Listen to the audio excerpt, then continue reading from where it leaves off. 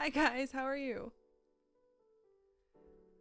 I got derailed setting up for this. I have both cats in the room.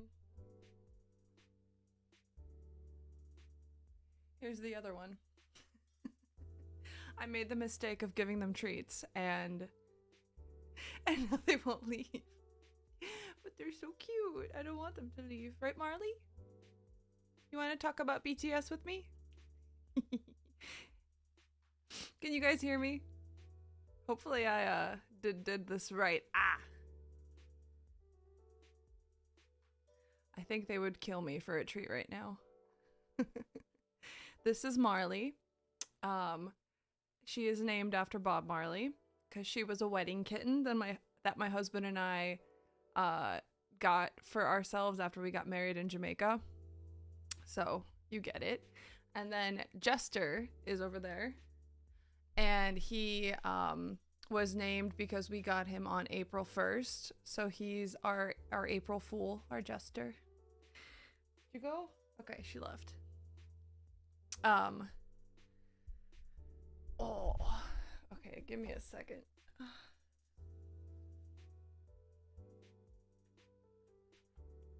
Okay, I think this is all good. Awesome, you can hear me. Why is the chat not working? Not cool. I can at least see what you guys are saying, but it's not on screen.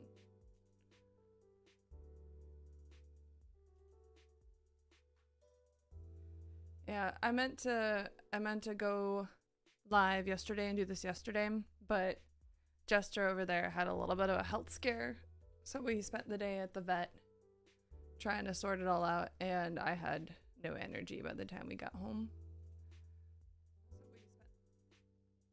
So, pop out chat. Take that. Take that. There you go. There's the chat. That is a very strange way of doing it. It's not the usual way that I grab the chat.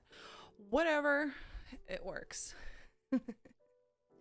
So, thank you for joining me today for what promises to be another lovely live stream where we celebrate BTS, and in particular Namjoon's Indigo album, or as he pronounces it, Indigo, which I'm gonna be honest, I kind of like better than the way we pronounce it in English. Indigo sounds cool. Sounds like a fun name. Like I would name a child that. But maybe I'm a little bit biased. Let me just make sure I'm setting this up. Are you guys liking the album? Did you hear the cat meowing in the background in Jin's live yesterday? No, because I have made it apparently a hobby to miss lives. I never get a chance to watch them live. They're... Bye. Speaking of cats. They're either like really early in the morning, so I'm already asleep, or they start just as I'm going to sleep. And I'm just like, I can't do this. Yeah. So, and plus I get really... My eternal problem with not speaking Korean is that I get very frustrated when I watch their lives and I don't understand what they're saying. Like, I desperately want to know Korean, but having the time to study it is just not happening. I barely have enough time to, like, do my normal life stuff, so... Ugh. I pronounce it in Spanish. What is it in Spanish? Let me see. Google Translate. Let's see if that...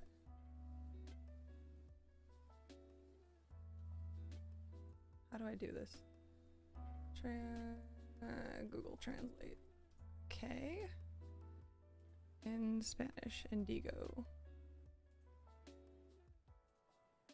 Indigo. Indigo. Indigo. Yeah, it sounds the same. Indigo. Indigo. Indigo. Why does it pronounce it so slowly?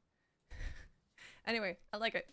The album is amazing. Like Namjoon, the more I listen to Indigo, the more I love it.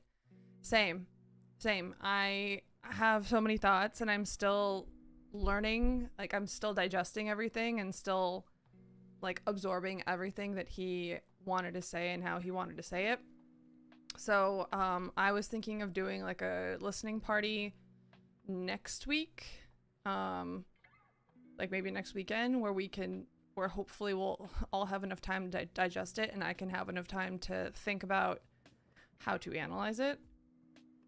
I feel so inadequate analyzing this music though, to be honest. Like, I know that Namjoon says that like the minute his art goes out into the world, it's not his anymore. It belongs to other people and they can, you know, interpret it however they want and use it in however they want. But I don't like that color. Sorry, I'm playing with the lights in the background.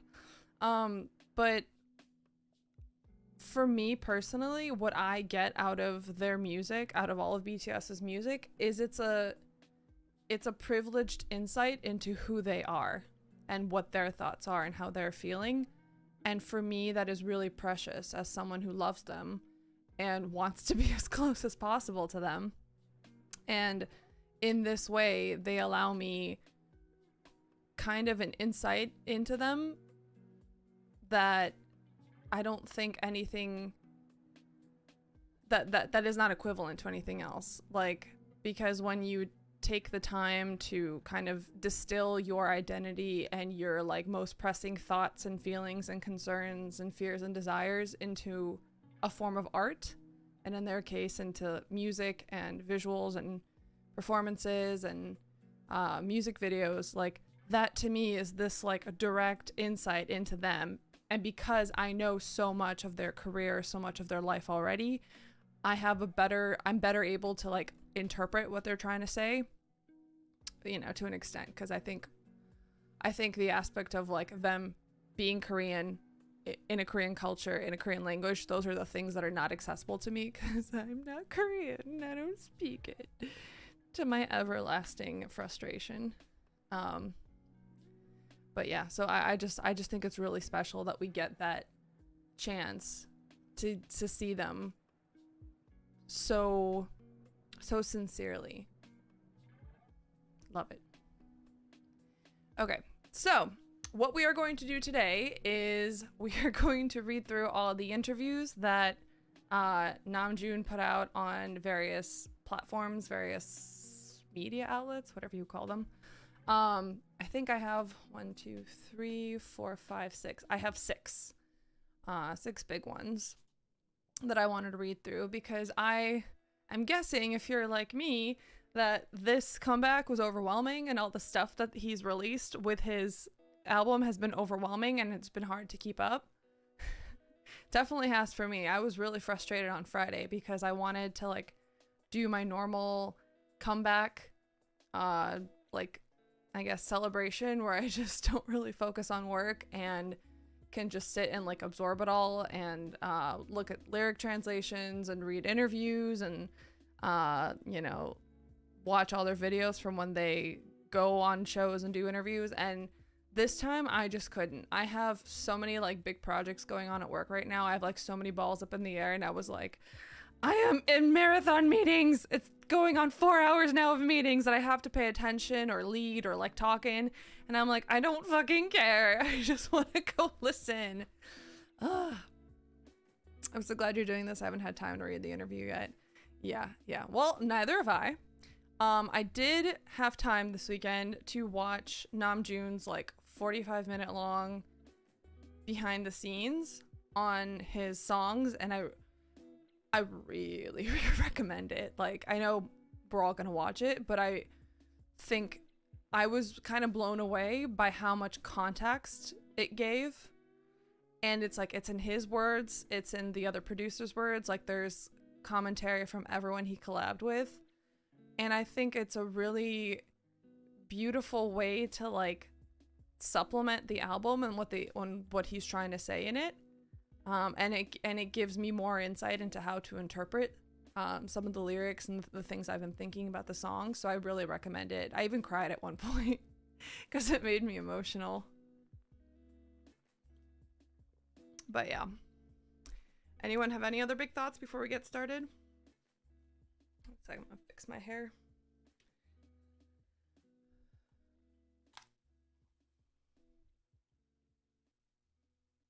Can you hear me over the music? I've been playing around with my audio settings, so I just want to make sure it comes across correctly on stream. I planned day off, but last minute crisis meant I was working until evening. Ooh, that sucks. Yeah.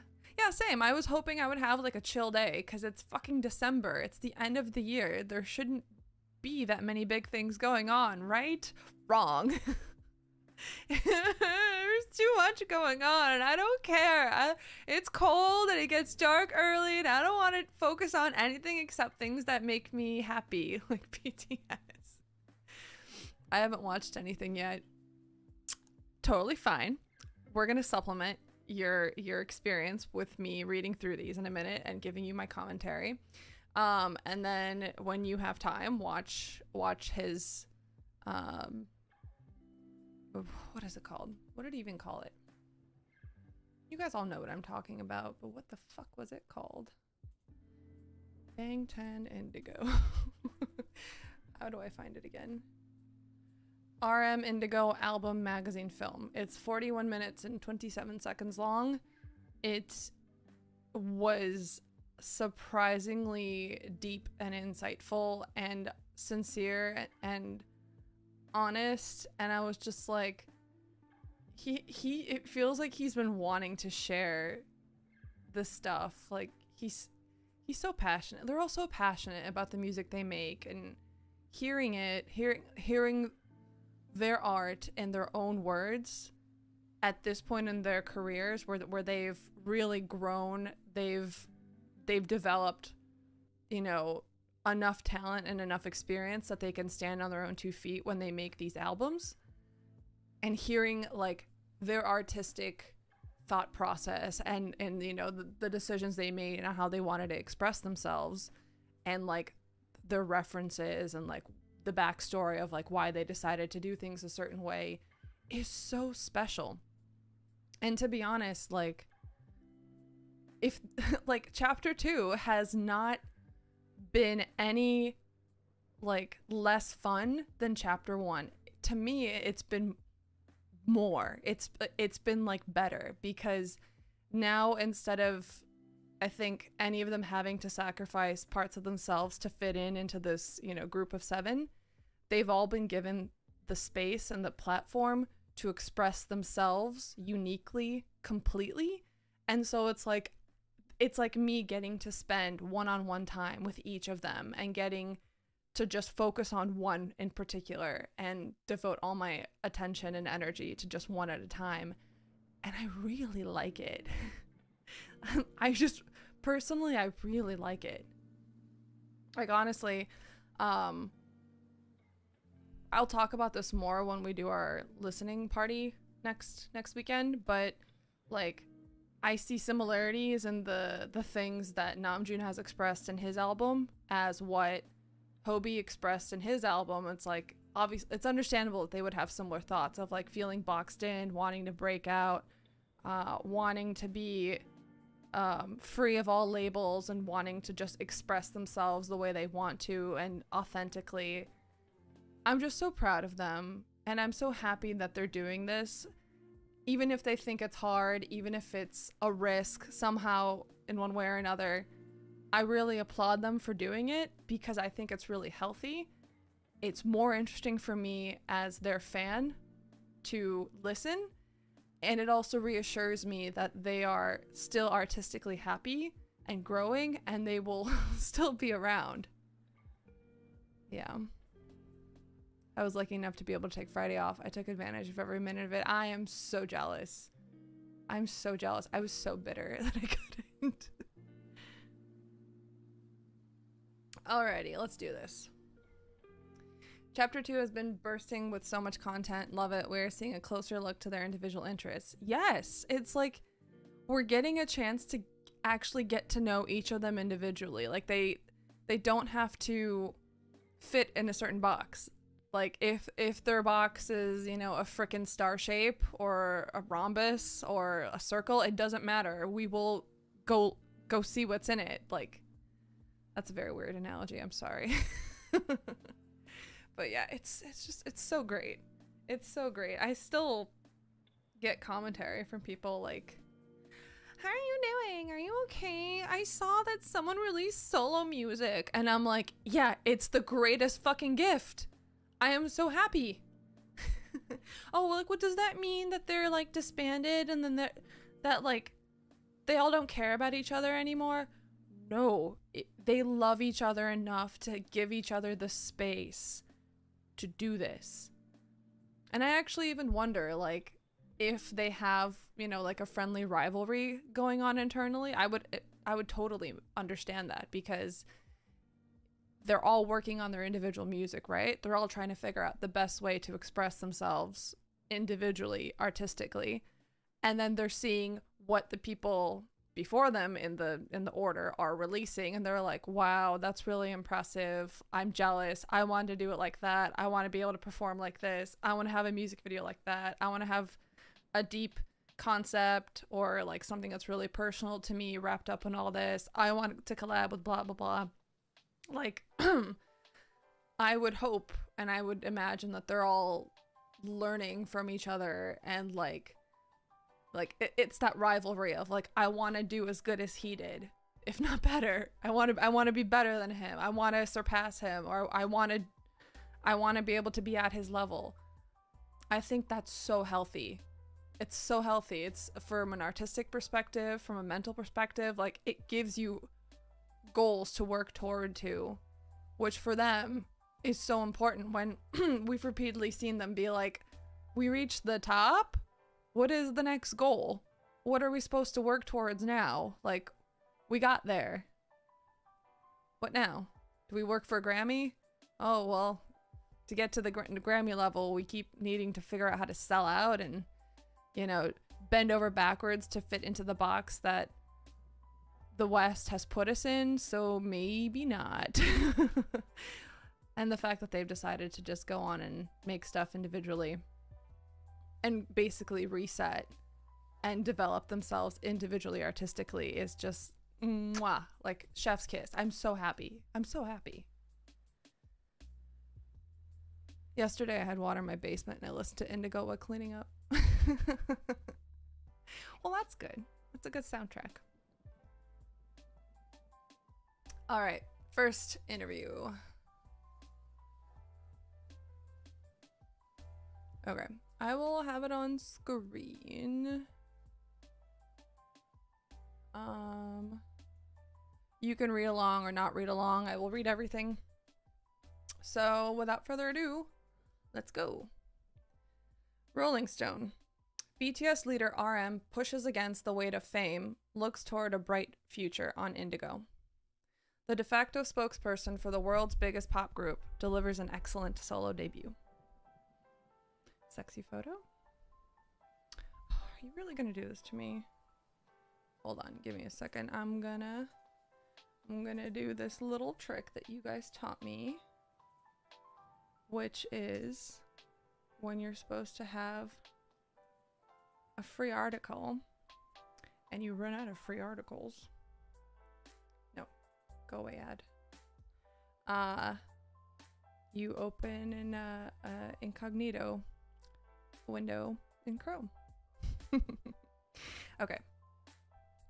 Longing for a time before the pressures of capitalist art making, RM raps about getting back in touch with his younger self on album opener Yoon.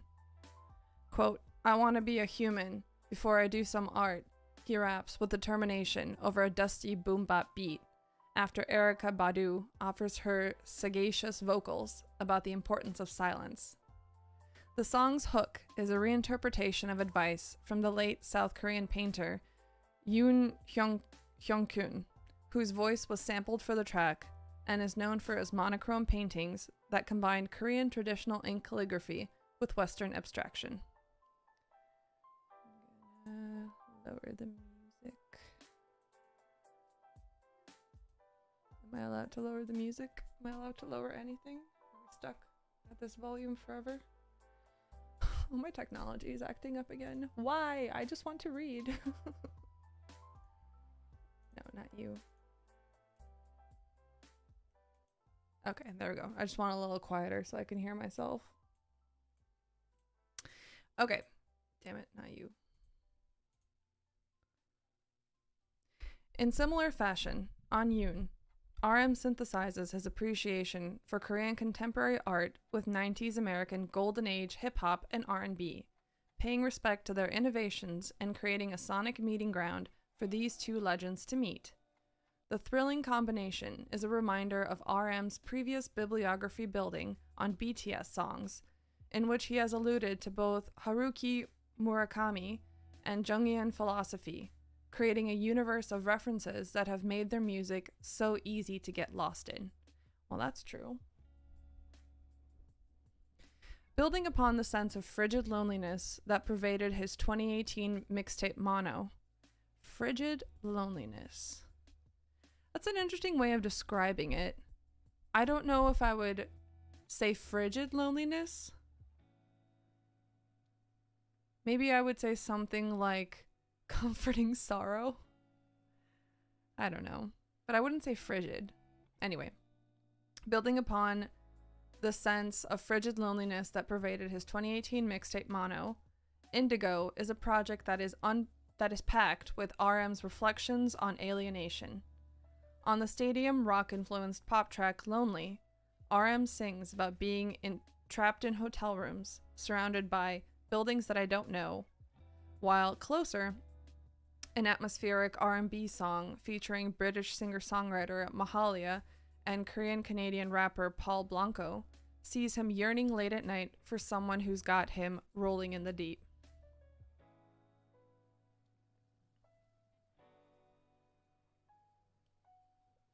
Meanwhile, Change has RM bitterly recounting everything and everyone that's changed around him, as the production suddenly shifts from a jagged electronic beat to jazzy piano chords.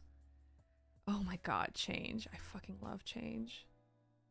But anyway, this isn't about me, it's about these articles.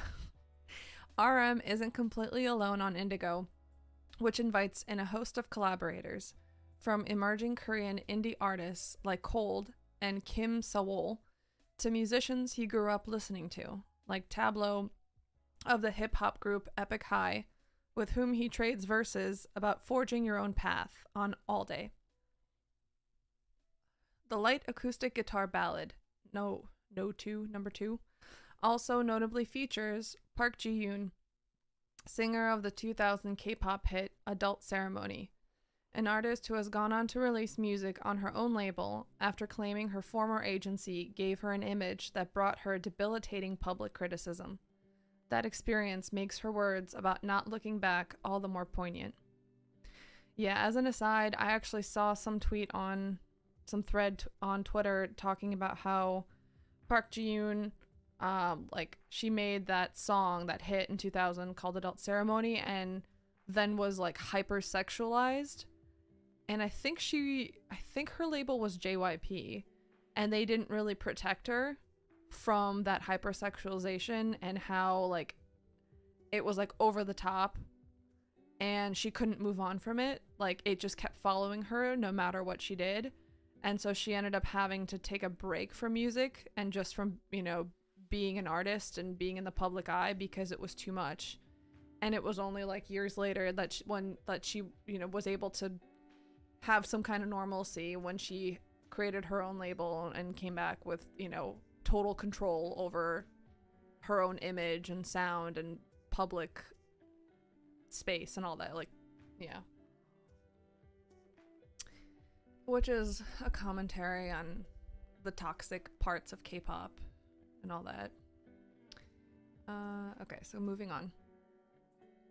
Past, present, and future all meet on Indigo standout Wildflower, an explosive rock track whose choruses find Eugene, the lead singer of beloved Korean rock band Cherry Filter, pledging to shine across the sky like a flowerwork. Though the verses allude to RM's endless anxieties, quote, "When's this wretched mask finally going to come off?" He raps in exhaustion. He uses the symbol of an exploding blossom to represent his hope, and paints the image of an open field as a place where he can reconnect with his purpose and inner child. That's an interesting interpretation. Mine was a little different, but I like the way that this interpretation also talks about his inner child. Towards the song's end, RM recalls his earliest days as a boy whose, quote, start was poetry, my one and only strength and dream that protected me so far. It's a reminder that his writing has become his superpower, true, as millions around the world have identified with his introspective, deeply felt lyrics, also true. Just as he's found comfort and resilience through the art that's inspired him, Indigo is RM's chance to do the same for his millions of listeners today. Aw, that's a good article. I like it. All the articles were so good. Sad it can't be like that all the time. I am going to be very interested in how BTS are treated by all of these news outlets with their solo stuff. Because the coverage for Hobie's solo album was also good across the board, I think. So I'm wondering if they maybe are being seen as more, I don't know, authentic or more adult when they present their music individually. Or maybe media has finally learned that if they want our attention, ARMY's attention, they need to, treat BTS with respect. I don't know. This is interesting.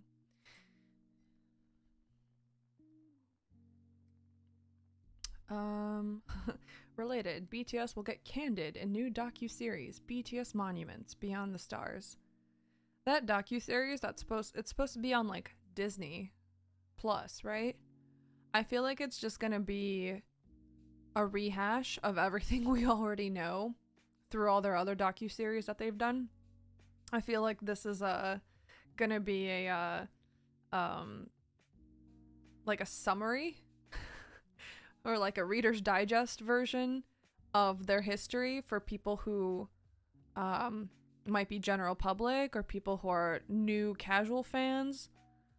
Because, I mean, they've been around for over 10 years, and more if you count the stuff they did before they debuted. Like, there is a lot of history, and I can't imagine becoming an ARMY now. There is an avalanche of stuff to consume, and it would be so hard to be able to digest it all, read about it, watch it in a way where you would be able to understand, like, how that, I don't know, that would make you feel like you understand BTS, you understand the fandom. Like, I feel like it's so hard, but maybe this docuseries will help.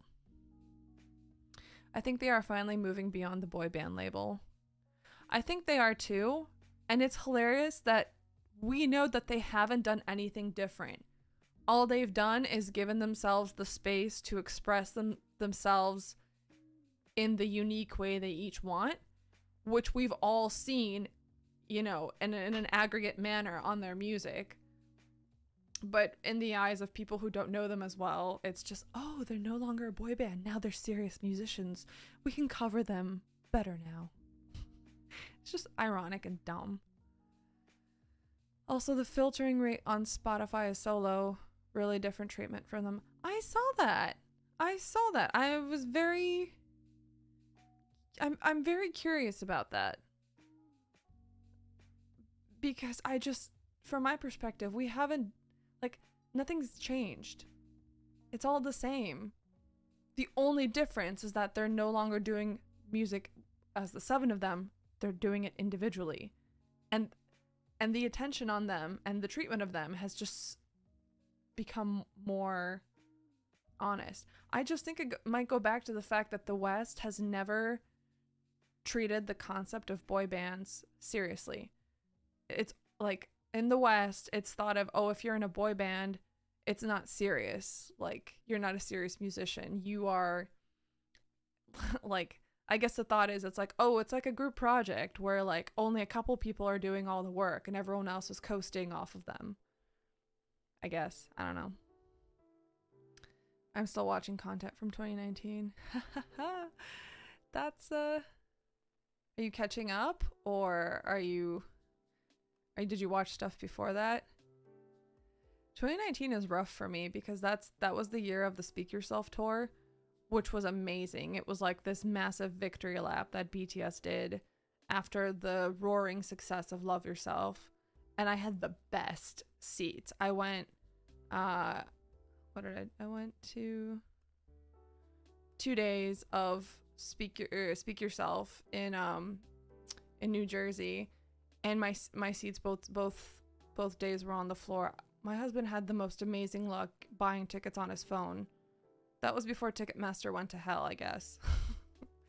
But yeah, and then that at the end of the year they had the like finale, which Weverse finally notified me that my like purchase of the Speak Yourself the final performance is finally shipped, the Blu-ray. So I'm very excited for that because I want to watch it and try to like, because obviously I have more context now of how they were feeling, what they were planning on doing after that.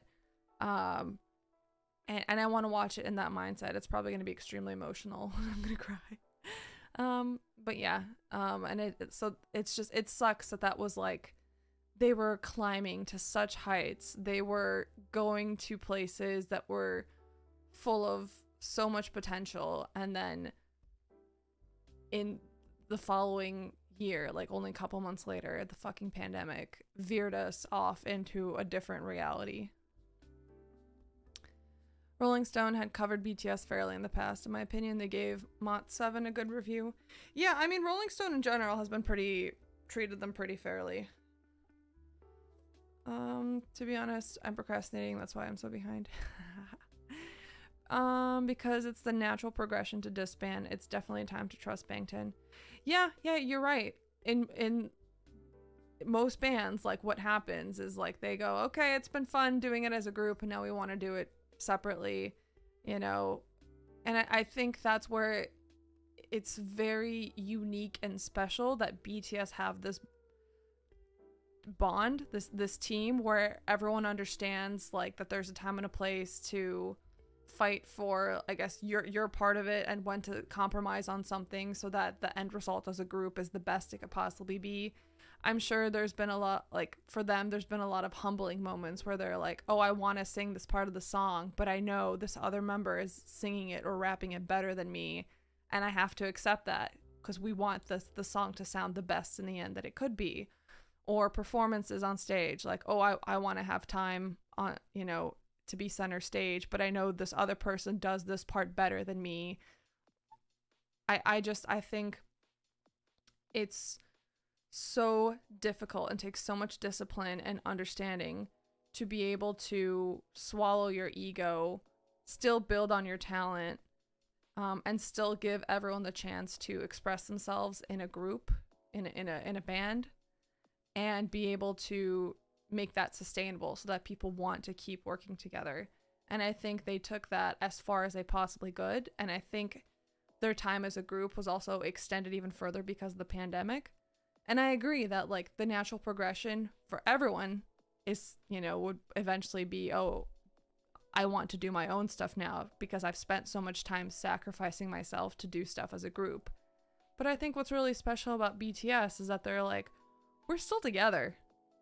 Like we didn't say we're done making stuff together forever. We just also want to focus on our own stuff, and we'll still do stuff together that we all agree is still fun, like run BTS, and we'll try new things where Yoongi will interview people over alcohol.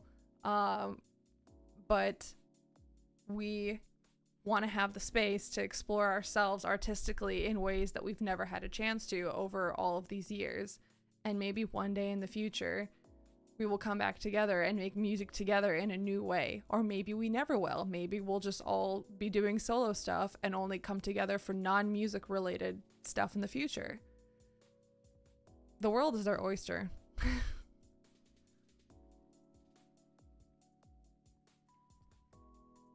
The talented one wants to go solo. Yeah, yeah. I just think it's also interesting because in BTS's case, they're all talented. They all have their strengths, and like that combo of strengths is like different for each of them, which is why when they came together to, you know, make music together, it was so impactful because across the board in terms of lyrics, melody, singing, rapping, performance, music video, visuals, like it was all 10 out of 10 because all of them had different strengths. So that the talented one wants to go solo was like, there's no like skew and like imbalance in this group. They all work together. So that's why it was harder for us as the fans to like think that like think in the same way that outsiders in the West were thinking about it. That like, oh, natural progression is, you know, breaking up and the talented people will go on to do solo stuff. It's like, well, in this case, they all can and probably will do solo stuff. And we'll all still be here for all of it. Oh, they are actually talented. I wonder where that comes from. Yeah. The normal way of Western boy band disbanding is one of them leaves to go solo, and then you can count down 6 months to disbandment. I've seen so many do that. BTS doing solo work is confusing them. Yeah, it really is. And I mean, all we can do is just let time prove it different, so that like the rest of the world catches up to what we already intrinsically knew and believed. Yeah, you're right. It is time to trust Bangtan. All right, let's move on to the next article. Ooh, not what I wanted to click. Okay, so next we have Variety. BTS's RM on his Indigo album, duets with Erykah Badu and Anderson .Paak, military service, and why solo careers will bolster the band.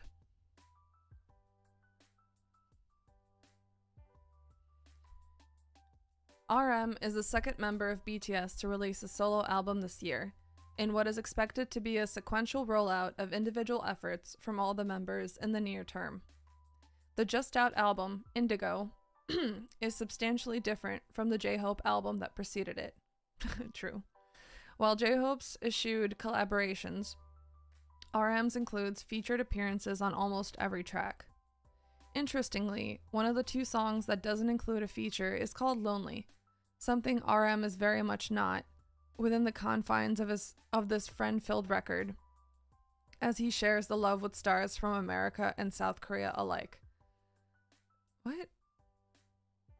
Something... I guess they mean he's not lonely in terms of having people wanting to collab with him. Otherwise, that's a really weird thing. RM wrote a song about being lonely, but he's not lonely. And you would know that. Why?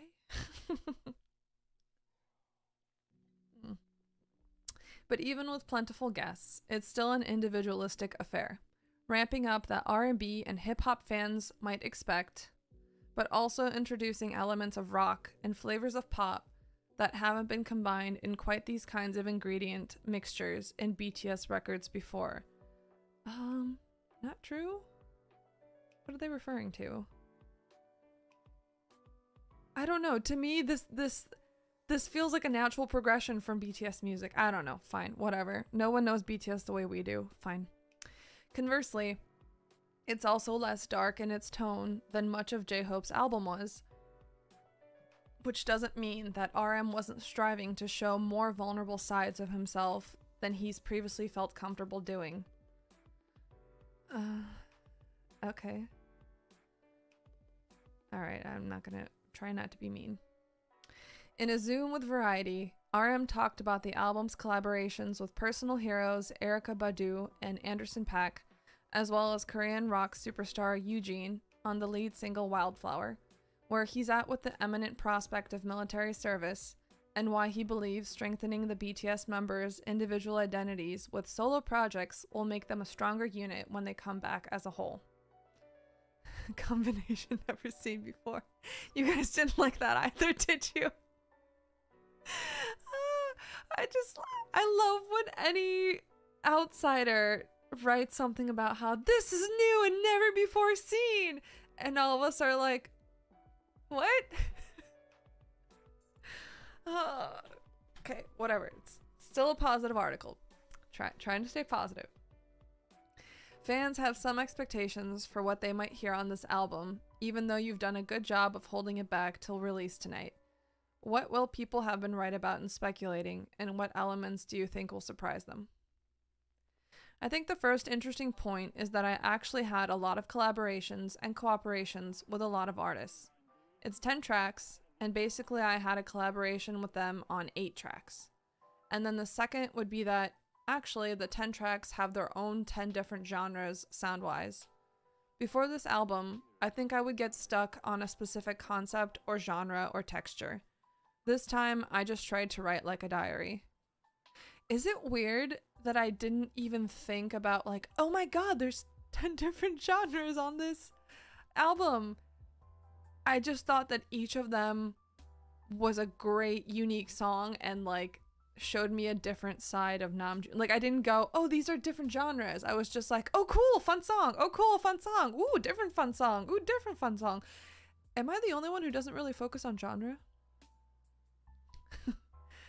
I think before this album, I was always concentrating on wanting to prove something to people. Like, quote, I just want to make you guys listen to this. I want to just share my thoughts. Please listen to this. This time, I was focused on expanding my personal thoughts to something universal, so people can approach it and think it could be their own stories too. When I made this, it was all mine. But once I made this whole album, it feels like it's not mine anymore, and I just give it to people, and people would maybe digest it, and through their own colors, reflect on their own lives. The genre is Namjoon. Yeah! Yes! Yes, it's the Namjoon genre! That's such a great way of putting it, because that's literally what it is. I'm like, all of these sound like Namjoon. All of these fit Namjoon. I am both surprised and not surprised at all. I like his philosophy of, I made something that was my diary and personal, but when I'm giving it to you, I'm giving it to you not as a, look at me and my thoughts. I'm giving it to you as a, hopefully you can take something away from this and apply it to your own life and use it for you. Like this was my tool to process my life. Hopefully it can be a tool to help you process yours. Which is really sweet of him and very generous. Next question. And the genres? Fuck you and the genre question! What were you looking to do with having each song so varied from the last to the next? Namjoon. I don't care about the genres. Me too! I just like the sounds. I like pop because it's pop. I like rock because it's rock. I like folk because it's folk. So I just wanted to try all those things, but I just don't want it to end as just an experiment. I just hope it could be digested in the context of a pop genre, because people think of me as a K-pop star and a band member from BTS. I just tried to make this well balanced, sound-wise, genre-wise, position-wise. People think of me as a K-pop star and a band member from BTS. Do you think he thinks ARMY thinks of him like that? Or outsiders? Like other people in the industry, his peers, journalists, reporters? Because I have never, like, to me, I've always known that he is a very, like, he has a very unique expression as an artist, as a producer, as a lyricist. Like, I've never boxed him into those labels. I hope it's outsiders. Me too, because I really hope he doesn't feel pressure from ARMY that he's supposed to be a certain way. I would hope that of all people, we are the ones where he's like, you will take what I give you no matter what. I have the space and the safety net to express myself however I want, and you guys will support me and enjoy it and give me like a fair shot no matter what I do. I think the author was expecting K-pop genre. I hope he knows we see him as an artist. I think he alludes more to the GP and other artists who don't know BTS well. Yeah, I hope, and I think so too, because otherwise that would just make me sad. Question: when did you do most of the work on it or start it? The most important song, I started it in 2019. The main single, Wildflower. Wow. I think I started to write 3 songs in 2019, and most of these songs were made to be complete in 2021 and early 2022. They were almost complete before the decisions about solo careers and stuff, but I had until this September to complete the sound and the arrangements. That's interesting. They were almost complete before the decisions about solo careers and stuff. So that raises the question, when was that decision made? Was that made in 2019 when they like knew that like, oh, 2020 is going to be our Map of the Soul tour, and then we're gonna, at the end of the year, we're gonna have Jin go to the military, blah blah blah? Or was that, because that's when I think it would have been made and then revisited after the pandemic happened? Or was he talking about how like the decision that was made when they announced it in their Festa dinner in June?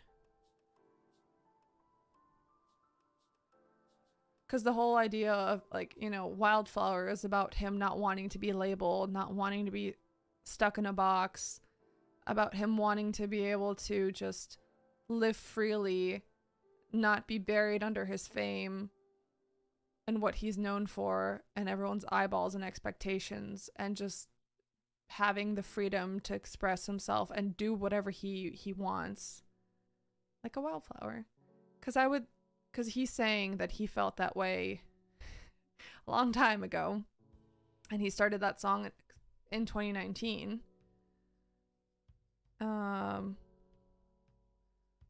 Yeah. That's understandable. I think it's understandable. I think they've been ready to try something different from what they were doing for a long time. What are you guys saying? I hope he knows we understand him a bit more, but I would also understand if he wasn't sure, especially after they talked about how they were not sure armies were there during pandemic. Yeah, it's tough because for them, they can only communicate with us through the ways they do, by posting on Instagram, posting on Weverse, having a live, posting to Twitter, which they do once in a blue moon now. Like, it's really hard to gauge how big the fandom is, how enthusiastic the fandom is, and how much longevity there is when you can only see evidence of a fandom either at concerts or during a pandemic, no concerts, or in online numbers of like followers, likes, comments, retweets. Like, it's really hard to gauge how much interest is in you. I guess sales, album sales, but versus for us, we know how massive the fandom is. Like, and why do we know that? I think it's because we interact with each other, because we're like, if we're trying to reach a goal for a comeback, we know how hard it is to reach that goal. And when that goal becomes easier to reach every comeback, we understand how much the fandom has grown. There's more people adding to the conversation.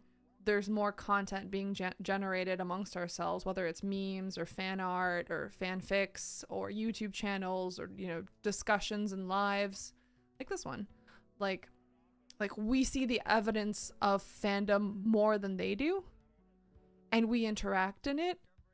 So I think that's why we we reaffirm to ourselves all the time, like, I am, you know, purple for life. Like, I'm in this Bangtan shit for life. Like, this is forever. I feel it. And when I tell you how strong my emotion is and you respond to me, fuck yeah, same. Like, I understand the sincerity of that, and I know how many of us will stick around. I guess that's the difference. I think he always meant to release his solo work after Mott 7, but then COVID happened, and then the success of Dynamite, that probably threw off all the initial plans. Yeah.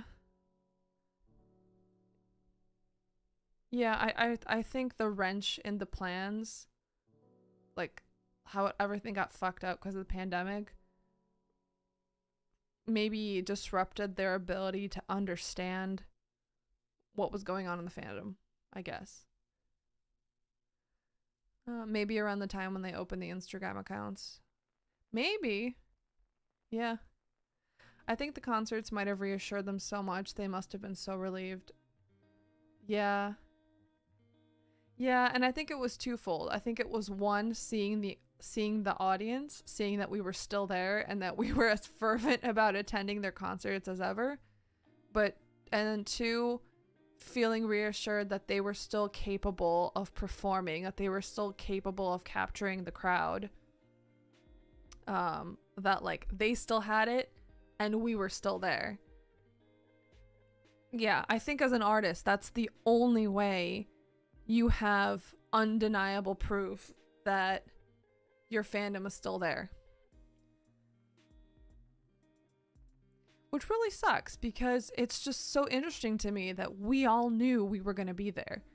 Like there was never any doubt in my mind that this fandom was going to stick around, and that if there were people who would fade away, it would be like mostly more casual fans. And also, you know, there always is going to be like a segment of a fandom that just outgrows, you know, being able to be an enthusiastic participant in it like they were before for a variety of reasons, you know, life factors. Yeah. But I never doubted that we were going away. And the number of times we would reaffirm like, like, oh, I'm not going anywhere. What are you talking about? Maybe it's because we understood the sincerity of the emotional impact that they'd had on us, the amount of transformative impact they'd had on us emotionally, spiritually, psychologically, financially. Yeah, my poor wallet. And we were just like, this is so rare, it's so unique. I'm never going to expect to get this anywhere else in my life from any other artist. Why the fuck would I leave? I can't.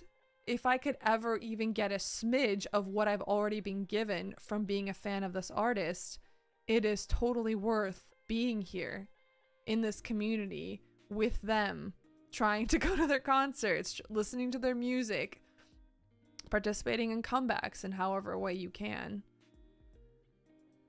Yeah, I guess maybe that's it. We just understand that emotional impact and how precious it is. And they're like, you care about us? Are you sure? I guess this is why some of them have Twitter accounts and check up on us. Plus, they admitted before they watch concert videos when they are down. Don't forget about Tay secretly playing videos with Army. Oh, video games? Yeah. Yeah.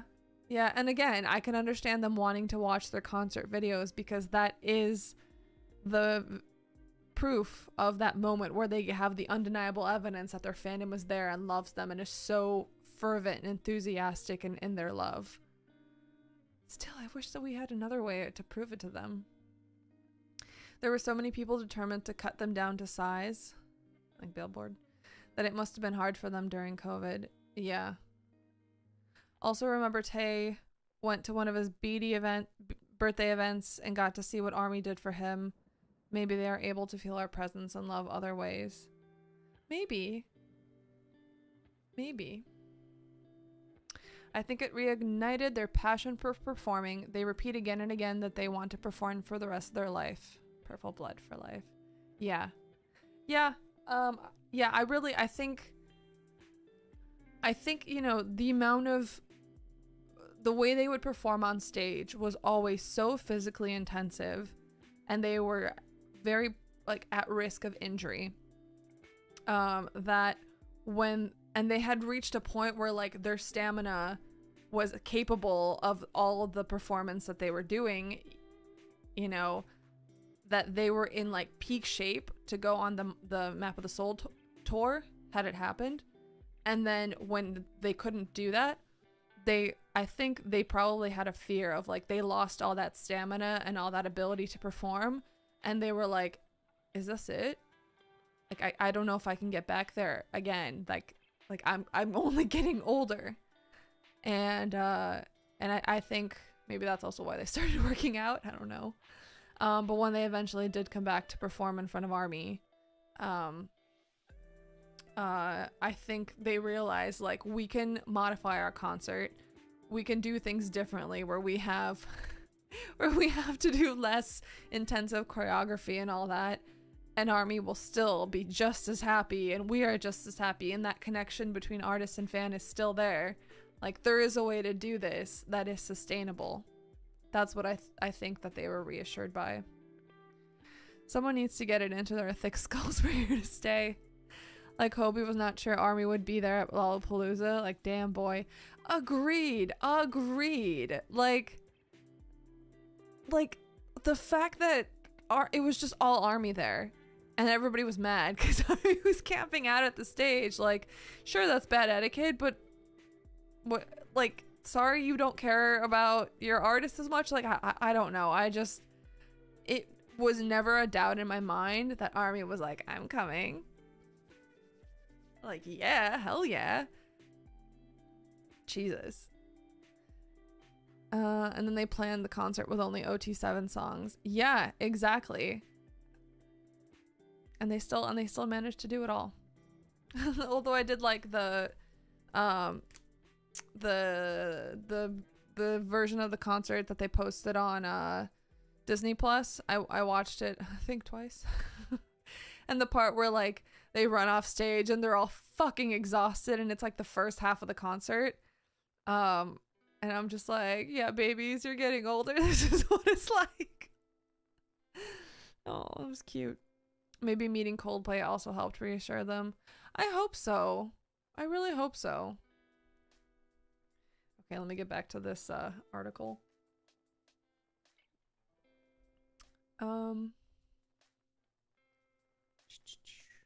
Do you and any of the other members of BTS share the solo work you've been working on with each other and offer any comments on it?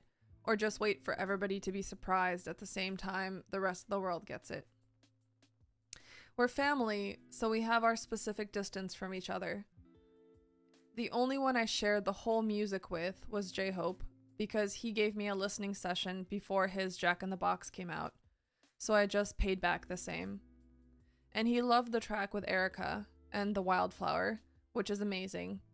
But yeah, we had our own respect for our own individual stuff. When something comes out, we always watch it or we listen to it, but we're just, oh, that was good. Oh, you look cute. We just usually don't judge or easily advise somebody because it's their own. And I want just other members to listen to it when it actually comes out on an actual music platform.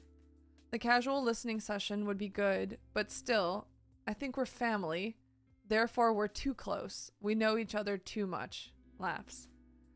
I was thinking about that. Yeah, I like that he said, we're family, so we have our specific distance from each other.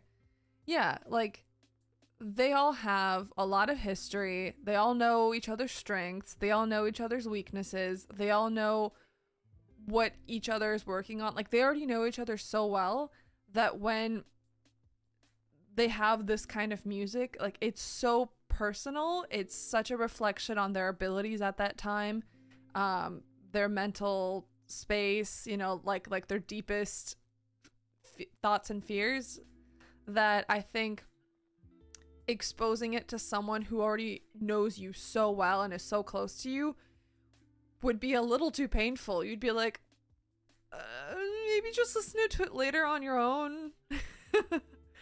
Yeah, and I think it would be really hard to ever give feedback like that to someone, because like it's so personal.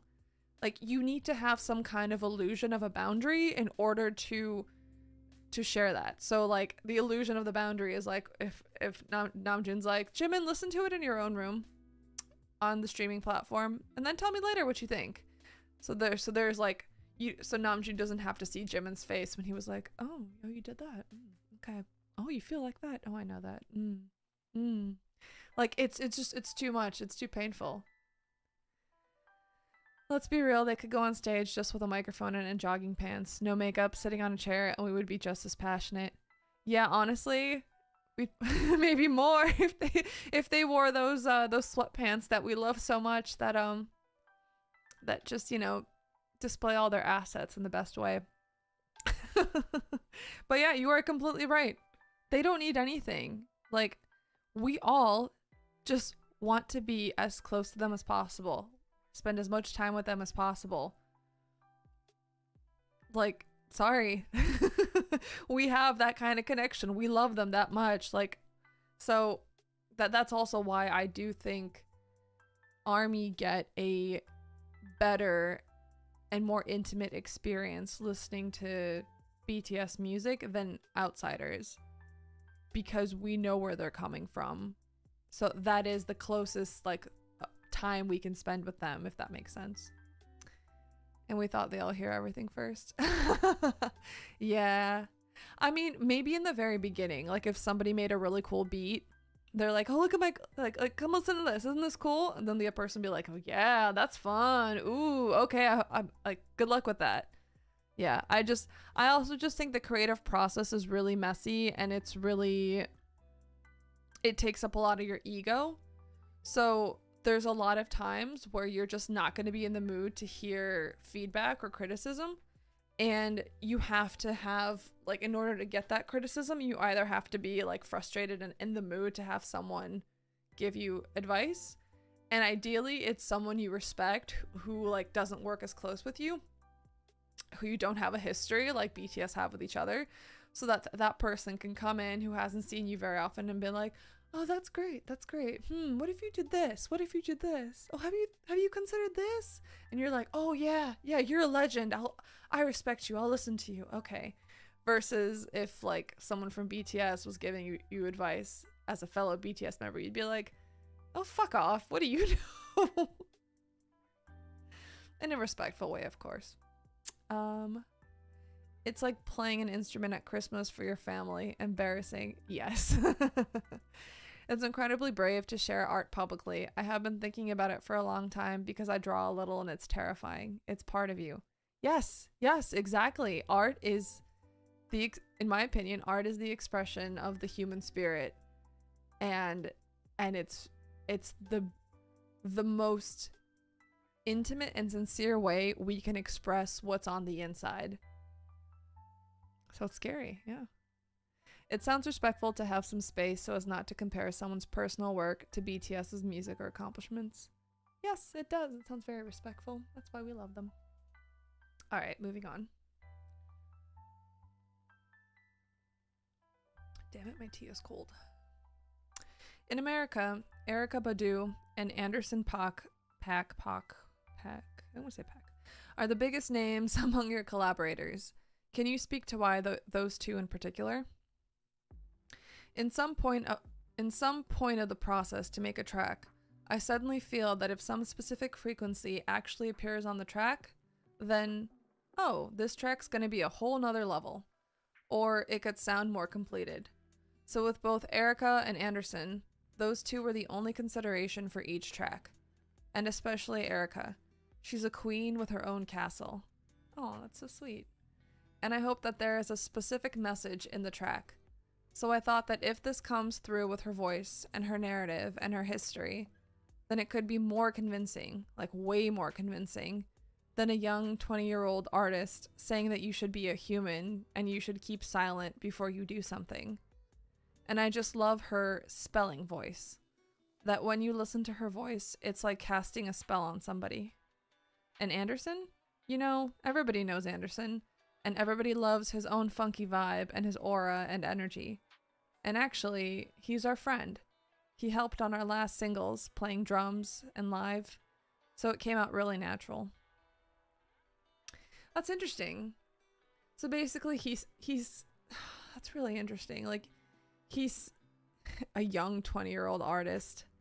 He's not a young 20-year-old artist. He's nearing the end of his 20s. But I guess what he's trying to say is that Like, I wanted someone older than me who's a music legend, who's been around in this industry and been making music far longer than me, to say the things that I also think, and to give weight to those words that you should be a human before you make your art. And I like that he really likes her voice. I love seeing these relationships develop between BTS and other artists, because for so long they were isolated. They were just shut out of so many circles of artists, and they had no role models, and they had no one, to gain insight and wisdom from, because they were so isolated, whether it was in the West, whether it was from the rest of K-pop. And I just love that they've been slowly making and building these relationships, because I think this is what will make them want to stick around and do this for longer. Because it's so much more fun, I think, when you're making art among your peers, and you know that in addition to your fans who love you so much, who you love for supporting you the way they do, you also have your peers who have gone through things that you have gone through, or similar things that you're going through, and can lend support or wisdom, or just be an ear for the end result, the way your fans are. I love that Erica's kids love BTS and introduced her to them. Yeah, I love that too.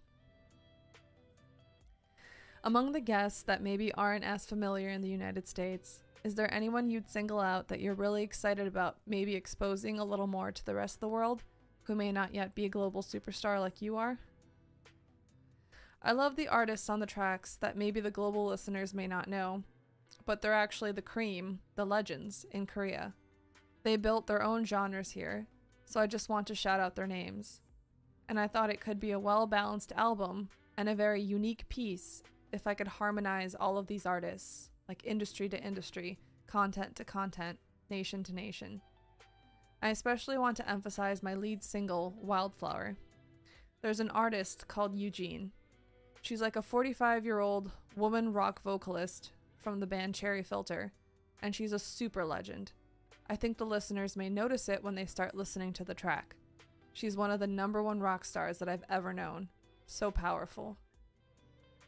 I really love that he says that, because I think the question was trying to very gently ask, like, do you want to introduce anyone on your album, anyone that you've collaborated with? Like, do you want us to know anyone in particular? Like, can you help bridge the gap between East and West? And Namjoon's like, yes, I do. I want to bridge the gap, because these are some of the best artists in Korea, and I want people in the Western industry to know them too. I love him. Question: how would you describe the theme of the song Wildflower? Actually, the title was supposed to be Flowerworks, which doesn't make sense. When I see fireworks, it happens so fast. It's so short and beautiful, but it's gone. And seeing the fireworks, I thought, if I could do a fireworks with some wildflower, not actual fireworks, because it's just a metaphor, but if I hold some flowers and throw it to the sky, it could be like fireworks. And yeah, I just made up that word. I wanted to call it Flowerworks, and then actually rhyming fireworks and flowers. In Korea, it's rhyming too. I've been thinking about the theme since 2015, and so it took actually almost 7 years to make that into an actual song. But if I name it as Flowerworks, I was afraid that people would be like, what does that mean? I changed it so people could feel it more. It's just wildflower. But I think the song is a symbol of my 20s, and this album is as well. Yeah, I think that was a smart choice. I think Wildflower is a very visual, and there's a lot of meaning in just that word alone, versus Flowerworks, the word he made up. you need to listen to the song in order to understand what he's trying to get at. So I think that was a smart choice on his part. And then I find it interesting, and I can understand why he says that he's been thinking about this theme since 2015. Because, as you may know, in the beginning of their career, BTS got a lot of backlash and criticism, and Namjoon in particular got a lot of backlash and criticism for mistakes he made in ignorance, and some of it was warranted, some of it I don't think was very warranted as much. And it was like criticism about the way he was making music, whether he was a real rapper, his appearance, whether he was appropriating Black culture, whether there was misogyny in their lyrics, whether like things that were said, and whether proper respect was being paid to more senior artists. Like, there was a lot of bullshit. There was just a lot. If you Google it, you can find a lot of it. And I think it really weighed heavily on Namjoon. I mean, he said as much. I mean, it kind of drove him into a depression. Unclear whether he had the depression before it or not, but I think the amount of backlash, for example, in particular from the hip-hop community, they just refused to have anything to do with him. All of the hip-hop and underground hip-hop scene in Korea would not accept him or Yoongi or Hobi. They were just like, no, you are not one of us, even though you may have come from us, like, you're not a real rapper. And I think the whole idea of labels, of being seen a certain way, the criticism he got from going from being an underground rapper to becoming an idol, which was seen as like, oh, you're selling out, this isn't real music anymore, you're a cookie cutter artist now. Kind of the same criticisms that the West has about idol groups, about K-pop. That was coming from the hip-hop community as well, in the beginning years of their group. And I just think all of that, I think it fucked him up, understandably. And I think he has felt so trapped by all the things, all the labels that he was given, all the criticisms he got for being a part of whatever. So this song, Wildflower, about just being able to do what you want, just being able to be free, to be untitled, just being able to exist in whatever way you want and go wherever you want. I can understand where that feeling might come from. Their peers are legends who are comfortable in their position as artists and won't be intimidated or jealous by their success. They are able to connect to them. Yes. I also think it's very interesting that their peers, like these music legends, are not typically pop artists, both in the West and in Korea. Like, these legends that they're talking about and making connections and friendships with are not artists who have risen to the top and become like the top of the like pop music scene. It's just an interesting comment on how music becomes popular.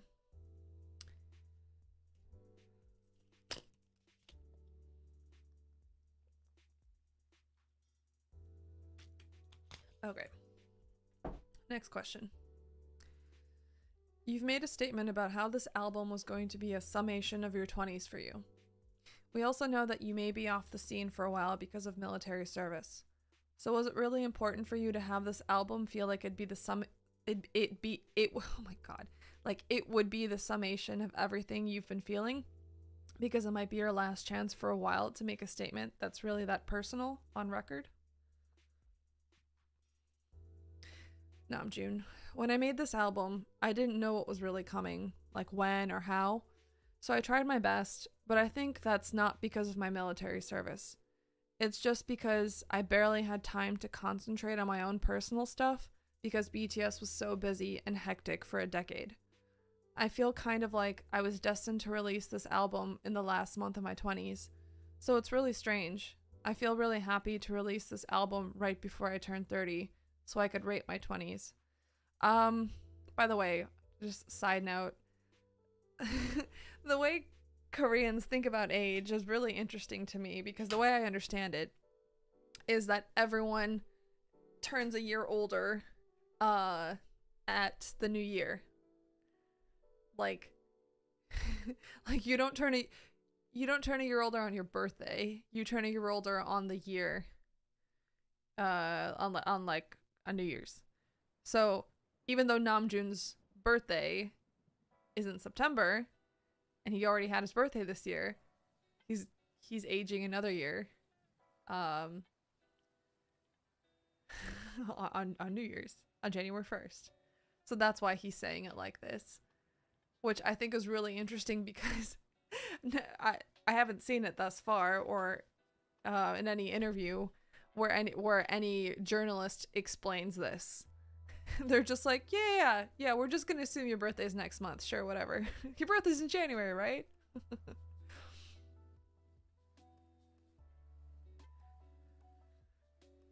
Question. Fans are wondering how you're feeling about the military service, and of course, they're disappointed that there will be a break coming. Are there any thoughts you want to share amid that disappointment about whether there are any positives to having to take this break? Or is it just a case of the situation is what it is? Namjoon. There's no positive or negative on this point because, it's just a military service and it's a law, so every man has to serve the military service. So I think there's no judging point that I can say it's positive or negative. We're not disappointed. Yeah, I know. I feel the same, but I was trying to be nice and not call out the question. Namjoon says, it's just a situation that I have to get through. So I'm just calm and I'm ready to go through the life that I have to go through. Question. The song Lonely is interesting, as you're really revealing a lot of yourself on this album. With other songs, but especially that one, do you feel like you're getting to be vulnerable with this album about your feelings in a way that maybe hasn't been possible in a group situation?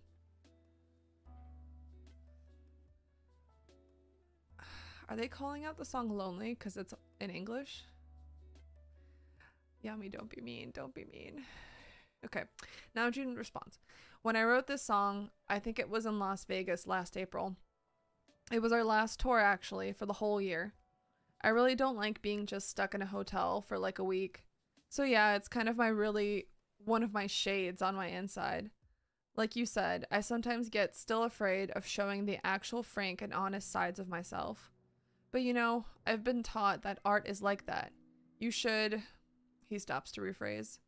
No, it's not you should, but sometimes you could show and turn some of your vulnerable stuff into some greater things. It's still hard, and I'm still afraid of it, but it's really getting natural to show the frank and honest stuff inside and turn it into music or visuals. And I think it's one of the most essential and greatest inspirations for all time, for all artists, historically. Okay, I have several things to unpack here. One, I wish he didn't feel like he'd been stuck in Vegas because the whole city had been turned into a festival for them, and it sucks thinking that they were the one, set of people who couldn't enjoy the festival in their honor, that they had to be cooped up and hidden away so that crowds of army didn't swarm them and, put their safety in danger. Because it sucks, because we were all there, and, it was great. I was there for the second weekend, and, wandering around, looking at everything. It was fun to see the city turn into, get borified. And I just want to be like, I could have hung out with you. We could have done stuff together. Namjoon, why didn't you call me? But yeah, and then the other part of it that I did want to say is that I was wondering what they were up to the whole time they were in Vegas, because they were so silent about it, right? Because if you've never been, Vegas is kind of small. It is this huge, gaudy, larger than life gambling town with huge buildings that everything's way over the top. But the strip, which is what you will see in like movies and online, is like one street, and everything outside of that is like low 2 to 3 story buildings. Like, so you have this really populated section, you know, like one road, and then everything else, it's like a little oasis, and it's in the desert. So out what is the surrounding town called? Paradise? I think it's called Paradise. And then after that it's just desert. So I feel like if BTS had been discovered there, it would have been really hard to hide that again. Like, if you discovered them in New York is so massive, they could have just moved hotels. Like, things could have, like, it's easy to hide them again. If you discover them in Vegas, there's not really that many places for them to hide, and ARMY were everywhere. So I feel like they were doing like extra work to be like, to keep it under wraps of where they were, and keeping them, you know, inside and all that, so that their safety would not be at risk. Like, and I would, as much as it sucks, I think they did the right thing, because look at how Jin and JK got swarmed when they were visiting was it Argentina? Yeah, Argentina and Saudi Arabia respectively. No, not Saudi Arabia, Qatar or Saudi Arabia. I don't remember, but you remember when JK and Jin were traveling recently, you had all of these, I won't call them ARMY, you had all these fans who were just stalking them online everywhere and taking pictures everywhere they went. And I'm pretty sure that would have happened if they were, when they were in Vegas and anybody had seen them. So yeah, so I think it really sucks for them that they're so trapped and that they can't be celebrated and connect with people the way they deserve to be able to. But yeah, boundaries. People need to respect boundaries.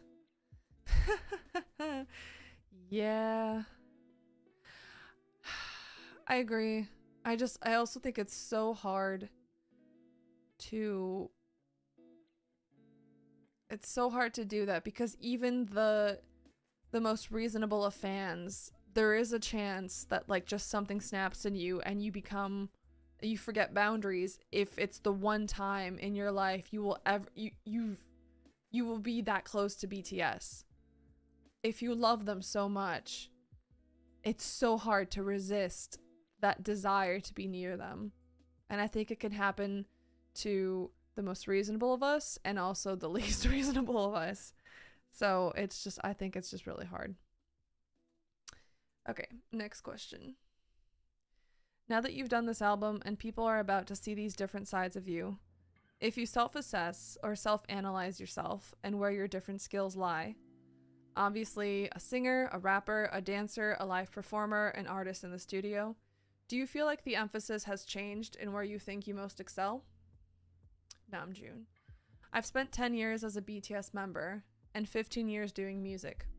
So when things are changing and when you feel yourself just stuck in the moment, I always go back to the start. I've been thinking about the reasons why I started all these things and why I'm here still doing this, why I've not given up on all this stuff. My conclusion was that I always wanted to be a writer, an author or a poet when I was really young, like 10 or 12. But as I met Nas, and as I got to know Nas and Eminem, it changed into rap, because at that time I thought rap stands for rhythm and poetry. If you write a rap, it's still poetry. You know, these days the industry is changing. The hype is rising. So the importance of lyrics is losing its position. But still, I just want to claim and make a statement about the importance of lyrics. You should be a lyricist. You should be a poet. So I think still, my main part of the studio work in all these things is still writing lyrics and designing raps and melodies. The studio work will always be my main part, I think. I just love it. That's such a Namjoon answer. Yeah, and I totally see it. He's always wanted to convey all of these really interesting thoughts that he has to other people. And I think what he's saying here is that like he decided that the best way to convey it to the most amount of people was through rap. And the importance of lyrics is losing its position. Do you guys think that? I don't know. I don't know if I agree. I think lyrics are important. Maybe he's thinking that like the songs that end up becoming popular are the ones where the lyrics are not as important. But I don't know. I think when there are good lyrics, the song becomes 3D. Like there's so much more to enjoy because instead of just listening and singing along, you also are thinking about the concepts being conveyed in the song. So you have things to digest in addition to enjoying the music, which is always what I think a lot of us have enjoyed about BTS music. What passes for lyrics nowadays is laughable. Fair, I guess. I don't know. I don't listen to a lot of pop music. None of it really connects with me. Maybe that's why. Because the lyrics suck. How devastating it had to be when he didn't really know what to write anymore for BTS. Yeah. Totally. Yeah, I think that would have fucked him up. I think the speed at which, the pace at which they did everything for as a group for BTS,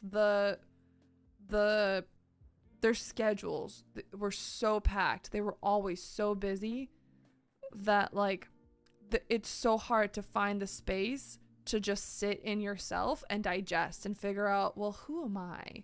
What do I want? Like, am I confusing what I want with what's best for the group? Because, you know, like what we've talked about, like they all sacrifice so much in order for their group to move forward and progress. And I think it's so understandable to get lost in all that and be like, okay, well, we did so much together. We all tucked away bits and pieces of ourselves in order to make the group work.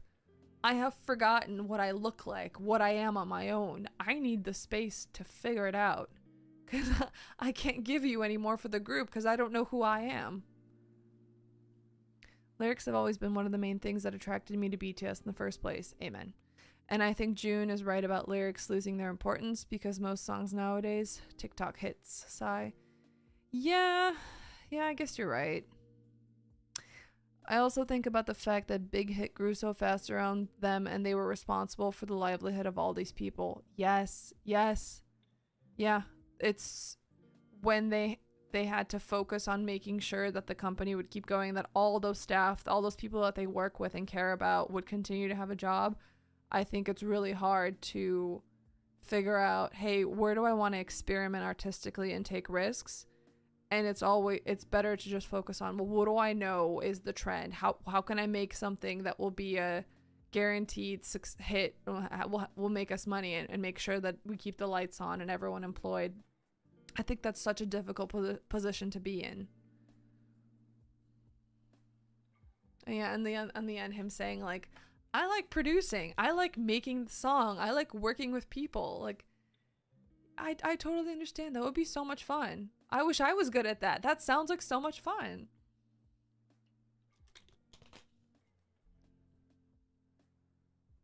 More beautiful Namjoon. Okay, question. Is there anything you must hope people will take away from this album who are fans of yours? Any aspects of either your personality or your musical interests where you hope they learn more about you as a person and or where your musical interests lie? You know, it'd be good if they could be my fan and maybe get to know me better. But I don't expect that because now it's just music. And like I said before, after I release this album, it feels like it's not mine anymore.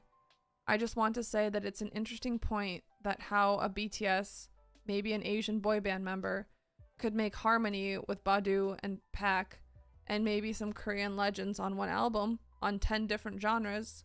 Hip-hop, R&B, folk rock, pop rock, or just pop. So I think I made something unique that could come out from Korea because I have my own unique position as maybe a lot of personas, as a rapper, as a poet, as a boy band member, as a Korean. I think I made something really unique, and that would be one of the reasons that maybe people should check it out. and I've been always serious about the music and the lyrics. So I hope that they could get something from this, just maybe for 3-5 minutes or whatever. I think Namjoon took this question as if his album would create new fans. I think he interpreted the question from the reporter. Like, the reporter was asking, is there anything you hope people will take away from this album who are fans of yours? I think Namjoon was thinking, like, will anyone listen to my album and become a fan of me? What would I want them to think about as they go through this process? He was just like, get to know me better. Because I think the answer for ARMY is, we are here.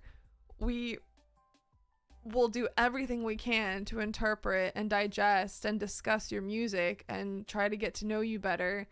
And we love you, and we followed you every moment we could throughout your life to try and understand and support you, because you've done so much for us. So we want to do as much or more back for you. Yeah. So he was just saying, I hope you can listen to my album for 3 to 5 minutes and see if you become a fan. I listened to his album more than 3 minutes. Same. 3 minutes is like the first song. Yeah. I don't think this is about ARMY. I also just think BTS do not like to talk to ARMY through reporters, because that puts the reporter as a middleman in a relationship that is direct. And we have a direct line to them through their personal social media and Weverse and their lives. So if they have something that they want to say to us, they will say it to us. They will not share something so precious through a reporter and any one of these media outlets. So I think that's why he chose to interpret this question as, how about any new fans who might not be ARMY? What do you have to say to them? And he's like, hopefully you become a fan. Whatever. That article is for the GP. Yeah. Question. To the extent that you and the others can really be seen as individuals with your records, do you think that could be kind of an important change in how people perceive South Korean music, and who does it and who's capable of it, to consider the individual performers more? It's a very weird question. What are they trying to say? Do you think having successful Koreans in the West would change how people view Koreans? I don't know. What do you think? Namjoon says, you know, when you start music, not many people consider or imagine they could be in some serious team or group. You know, especially the rappers. It's not a band. So when I started in music, it was the same for me too, because I never thought that I could do music as a team. But still, I've been doing this thing with my friends, who they call BTS, for a decade. So I think to extend and to expand the range of BTS, as we're now 30, if there is more, maybe some individual stuff, because the 7 members are all grown-ups and they're all different, and they've got their own individual things and pros and cons, I think it's the time to show the individuals to the world. And I think that could extend the range of BTS, and maybe for us too. Because when you do it as a team, you lose yourself, sometimes, easily. So I think the solo thing is actually just a natural and a healthy way to maybe keep the persona as a BTS member as well. Well said. Way to ignore the weird question that was presented and just say, look, like, we didn't think we'd be a group. I didn't think it was possible to succeed and do so well in a group, but we've been doing this for a decade and we've been amazing, and we're friends in BTS, and now we're going to expand our range and we're all going to make solo stuff, and then it's healthy for us to do this. And then, like, we're still part of BTS. What are you guys saying? They come directly to ARMY always. That's why I loathe the people who ignore what they are saying and usurp their agency. Yep, agreed. Yeah. This article was okay. It was a good article, but it was written by someone who's not 100% up to date on BTS stuff. So I think it was you. I think you guys said it was like it's an article directed at the GP. Eeny weeny. The next interview is from Consequence of Sound. Oh, my ears hurt. 1 second.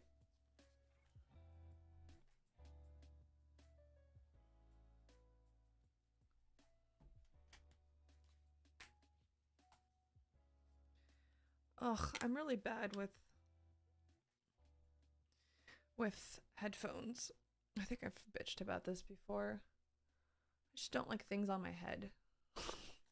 Feels like a vice grip on my head, but what can I do? I need this so I can hear.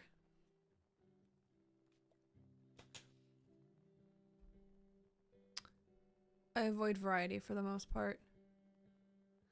Yeah, I mean, it's one of the big brand, like one of the main labels that BTS do interviews with, so I end up reading it.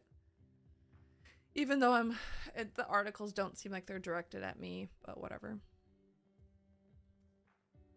Okay, so Consequence of Sound. With Indigo, RM makes fleeting moments feel permanent. The BTS leader's first solo record shows an artist at the very top of his game. The album... I'm gonna make this bigger. The album cover of RM's Indigo includes artwork by Korean artist Yoon Hyung-kun, a painter known for meditative, contemplative pieces characterized by splashes of umber and ultramarine. While the contemporary paintings are relatively minimalist, they're technically complex, and all the more layered considering the artist was a bold, persistent figure who survived one of the most turbulent and traumatic periods in South Korea's history. The streaming press preview of Indigo included extensive notes on the record. It's there that Yoon Hyung-kun is noted as RM's favorite painter. RM, who was born Kim Namjoon, is the leader of BTS, the biggest pop group on the planet. He's also a vocal supporter and passionate collector of contemporary art, particularly interested in elevating work by South Korean artists like Yoon. He's the kind of writer who seems like they have to create, or they might burst. With over 200 songs under his belt for BTS, other artists, and solo efforts, he's the youngest and second most credited name in the Korean Music Copyright Association. Who's the first? Is it Yoongi? Indigo, which arrives on Friday, December 2nd, is RM's first full-length solo effort. His two previously released mixtapes feel like timestamps from different eras of the story so far, and speak to his role within BTS, a group that was formed around his love and unabashed affection for hip-hop over a decade ago. RM, released in 2015, just 2 years after BTS had debuted, is a portrait of an impassioned young man brimming with frustration and intensity. Mono, a 2018 solo mixtape that he prefers to call a playlist, is the other end of the spectrum. The poetic, melancholic collection is a wistful capsule of young adulthood. I like this intro, and I like these descriptions of his other musical works. This person knows what we're talking about. I think it's Psy. That's funny. Now, Indigo is something else entirely. BTS's second chapter is officially in full swing. Hey, don't scroll. Following fellow rapper J-Hope's dark, experimental Jack in the Box and Jin's dreamy The Astronaut, RM is the next member to share original solo material. While each member of BTS has otherworldly pressure on their shoulders, there's often a different kind of weight reserved for RM as the leader of a group that has both spoken at the UN and broken countless chart records. Also very true. Okay, I like this article. When this time to explore individual endeavors alongside group projects was announced, it was clear that the members were ready for a reset of sorts. Indigo, which RM describes as a sun-bleached record faded like old jeans, feels like a gift to his own creative spirit as much as it does a gift to the listeners. Give Indigo a spin below and let's dive in. I'll save the listening part for next weekend. I like this article already. Yeah, same. I Want to Be a Human. Prior to release, RM's request... Stop it. Sorry, having some hard word difficulties. Hold on.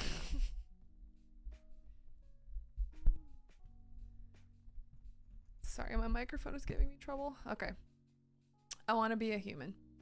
Prior to release, RM requested that the album be listened to in order, and there is something of a linear structure to the record.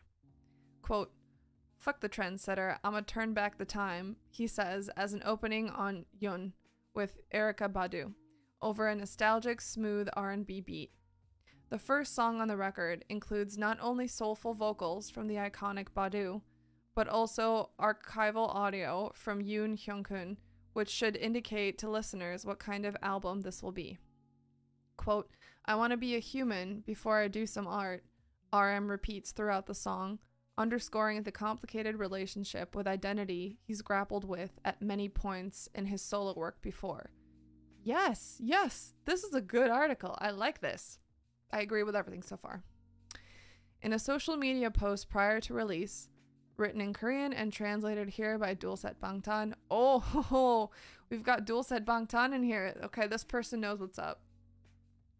RM shared, quote, "You might have found it a little strange to see many people being featured in my first solo album. But this album is like an exhibition that I curated myself. All but 2 tracks on Indigo feature a collaborator, each with their own distinct color and tone." The interesting thing is I wasn't surprised by the amount of collaborators. It felt more like Namjoon had found connections with all these different kinds of people in order to make the sound he wanted. And I was just like, I'm so interested to see how you were able to express yourself by working with all these different kinds of artists who are experienced in their own fields, and like it felt like he knew what he was doing. It didn't feel like, oh, Namjoon is piggybacking off of other people to make good music. No, it was like he was the artist and he was inviting in other people with their own distinct sound to say, I want your sound in here like this. I want you to do this, boom, boom, because I have an idea of what I want and you're going to be the one to help me execute it. I thought it was so cool. Listen, the features he picked highlight and enhance the songs. So it wasn't really, oh, he's got collabs. Like it didn't come off as some type of, oh, let's just add collabs just to add them. Yes. He made artistic choices. Yeah, we're all on the same page. This is what happens when you know and love your favorite artist. You know exactly what they're trying to convey. Sorry, Namjoon, none of us were surprised. We knew what you were going for, and we were very excited to hear it.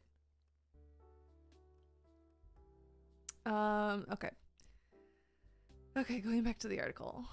The cleverly titled Still Life, for example, offers a characteristically joyful performance from Anderson .Paak, a very vocal BTS fan himself, who joined the group in June for an exuberant live performance of their 2022 single, Yet to Come. Quote, "Still life, but a move in," RM sings on the bouncy, addictive track, referring to the painting style of capturing intentionally arranged inanimate objects. He and Paak seem to be having absurd moments of fun together here, bantering between the bridge and final chorus before RM sends them off with, "Fuck it, let's go." Then it's a genuine thrill to see RM team up with Tableau, the leader of Korean hip-hop trio Epic High. RM and Tableau share plenty of overlap when it comes to artistic texture. Deep introspection and deliberate stop scrolling for me. Deep introspection and deliberate honesty are 2 hallmarks from both artists, but All Day isn't the moody or pensive collab some might have expected. Rather, the track sees both rappers trade off between English and Korean as they unpack the battle of creating from a place of originality. It's upbeat in a way that wouldn't feel out of place on a BTS record, but the tracks with Tableau and Paak Pack, oh my god, I'm butchering their names, I'm sorry, incorporate more straight pop elements than have typically been prevalent in solo material from RM. Incorporate more straight pop elements. I guess that's fair. Yeah, in his solo work, he's either done heavy hip hop or he's done his like sad hip hop. I guess, yeah, in solo material, because you know the material he did, you know, for BTS as a group, there's plenty of pop in there, but this is for his solo stuff. It's not the only place he tries something new. While the rapper usually prefers to be spitting bars, track 4, Forgetful, with Kim Sewol, is an acoustic guitar ballad that sees him on a vocal track, spending time in his raspy lower register. Yes, and it's so sexy. There's also Change Part 2, the resigned follow-up to the optimistic Change RM released in 2017 with Wale. Quote, "The world is gonna change," he proclaimed hopefully 5 years ago. Quote, "Things change, people change, everything change," he now grumbles over an industrial roiling beat. Quote, "I can't believe I loved you once," he spits. "You can't love someone like I do." I can't wait to talk about the songs with you guys next weekend, because I'm very curious about this, like what he means when he says, "I can't believe I loved you once, you can't love someone like I do," because I wonder, like, is he singing about like music, you know, like an inanimate object, or is he singing about a person? Because typically when you have those kinds of lyrics, usually it's about a person. But then like if you watch his like magazine film, behind the scenes film, he talks about how this is him, like this song is about him coming to terms with the fact that everything changes, and that even if you don't want it to change, and most people don't want things to change, we want things to stay the same, everything changes. Like we can't avoid it. Like life is an eternal change. So I was just like, that's really nice, that's very conceptual. Who are your lyrics about? I want him to find love. I want him to be happy. The backstory about Change Part 2 was hilarious. Yeah, I felt like he could have elaborated a little more there. Maybe that's just me. Okay. Documentation of youth. While themes of heartbreak and love have certainly been explored at length throughout BTS's enormous discography, yes, things naturally feel much more personal here, with the spotlight entirely on RM. Closer, with Paul Blanco and Mahalia, produced by electric duo Hone, is confessional and seductive, packed lyrically with a desire to be as physically close as possible to a lover. Okay, so now we are talking about a lover. Quote, "If I could live under your skin," is the wish expressed in the chorus. Here, that kind of pure desperation feels utterly human, even romantic. Then, the aforementioned Change Part 2 is when things presumably fall apart. Quote, "Chemistry we had for sure. Gradually we wanted more," he explains. This is immediately followed by the second solo offering on Indigo. "I'm fucking lonely," he confesses easily over deceptively upbeat guitar on Lonely. Quote, "I tried 1,000,000 times to let you go. So many memories on the floor." Yeah, in his behind the scenes film, he says, hold on, he says songs 1, 2, 3 go together, 4, 5, 6 go together, and then 7, 8 go together, and 9, 10 go together. So the first 3 songs are Yoon, Still Life, and All Day. He says they're all upbeat, they go together. Then the next 3 are Forgetful, Closer, and Change Part 2. He says those go together. And then Lonely and Hectic go together. And then Wildflower and Number 2 go together. So the way this article is like ignoring that and just like doing it in order. So like if you don't group them that way, this article has grouped them in the Closer, then about being with someone, wanting to be with them. Change part 2, breaking up with them, I guess. And then lonely, being fucking lonely. Yeah, I don't know, man. I want to know more. Namjoon, I want you to be happy, but I'm also very sad if you're writing songs about not working out with someone. We're all so curious. Yeah.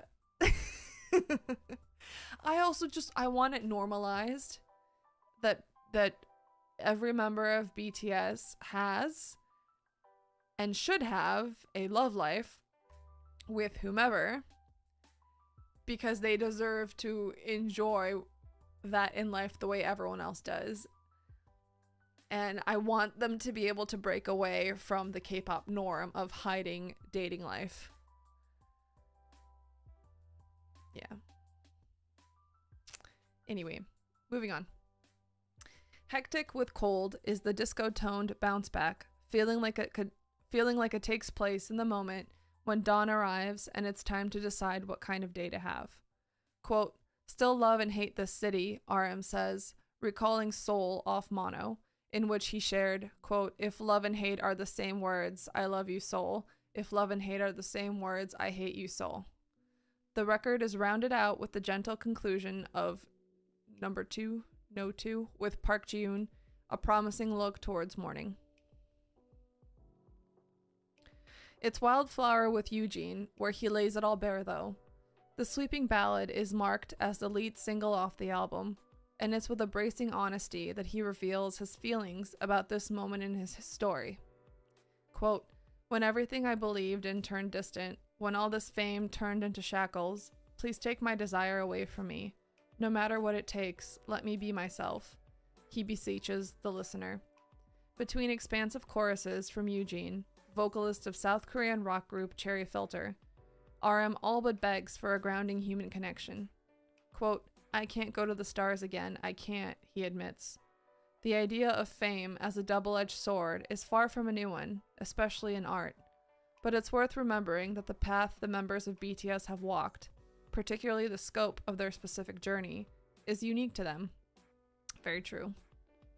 While there's presumably plenty of joy that's been found along the way, it's clear that the person who is Kim Namjoon off stage, away from flashing lights and camera bulbs, has struggled immensely too. Quote, "My start was poetry, my one and only dream that protected me so far," he says. "Nothing was ever meant to be mine, and don't tell me you gotta be like someone, because I'll never be like them." Indigo captures something about the human experience, which is that there's room for the kind of bone-deep heartache he expressed in Wildflower with Eugene, alongside the joy in Still Life with Anderson .Paak. It's funny that this article calls it joy. Yeah, I mean, I guess, yeah, I got from Still Life that it was very defiant. Like, fuck you, I'm gonna be alive, I'm gonna do it my way, I'm gonna keep changing, even with you continuing to watch. Although in his Behind video, Namjoon kind of said that it was actually like a serious and sad message, and I'm like, oh, but I thought it was more upbeat. Okay, back to the article. At the end of the lead single, RM invites the listener to meet him in the field of titular wildflowers in the times that are hardest. When your feet don't touch the ground, when your own heart underestimates you, when your dreams devour you. The Last Archive. Indigo contains many things, an artist expressing the frustrations of a uniquely isolating chapter of life, creative catharsis, room for experimentation, poignant unraveling of heartbreak and hope. Most of all, though, it's a record from a writer at the very top of his game who has proven that he still has so far to go and so much to share. Very true. RM paints with brushstrokes. RM paints with brushstrokes of his own that are never broad and always intentional. Remember, Yoon Hyung-kyun paintings may look simple, but the technique needed to achieve them required more time and effort than many artists could imagine. That's very interesting, and I agree, yeah. While so many people have spent time scratching their heads about how BTS became such a global phenomenon, The answer is truly not that difficult. The group was born of and always guided by a love for music and performance, rooted in the spirit of a 19-year-old kid who had a vision of scoring the good, the bad, the ugly, and the joy of youth. RM deserves to know that he succeeded. Oh my god, it's making me emotional. That was really hard to read. I really like this article. This is a really good article. I agree with everything they've said. And Namjoon does deserve to know that he succeeded. They all succeeded. Preach. Yeah, fucking preach. This article, 10 out of 10. Oh, my ears.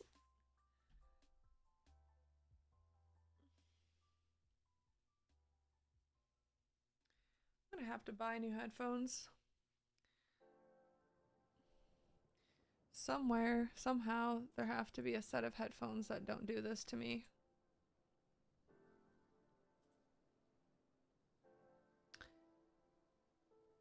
Okay.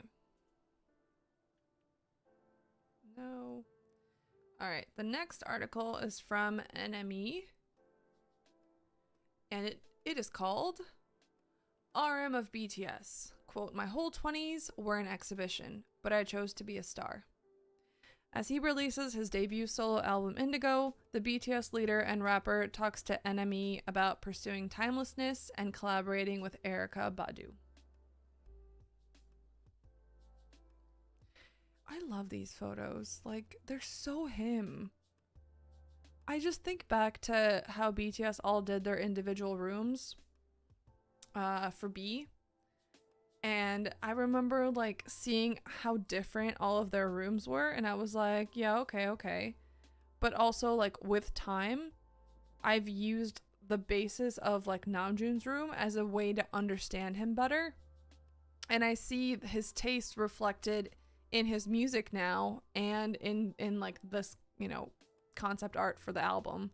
Like it's really cool to have like a better understanding of what he cares about.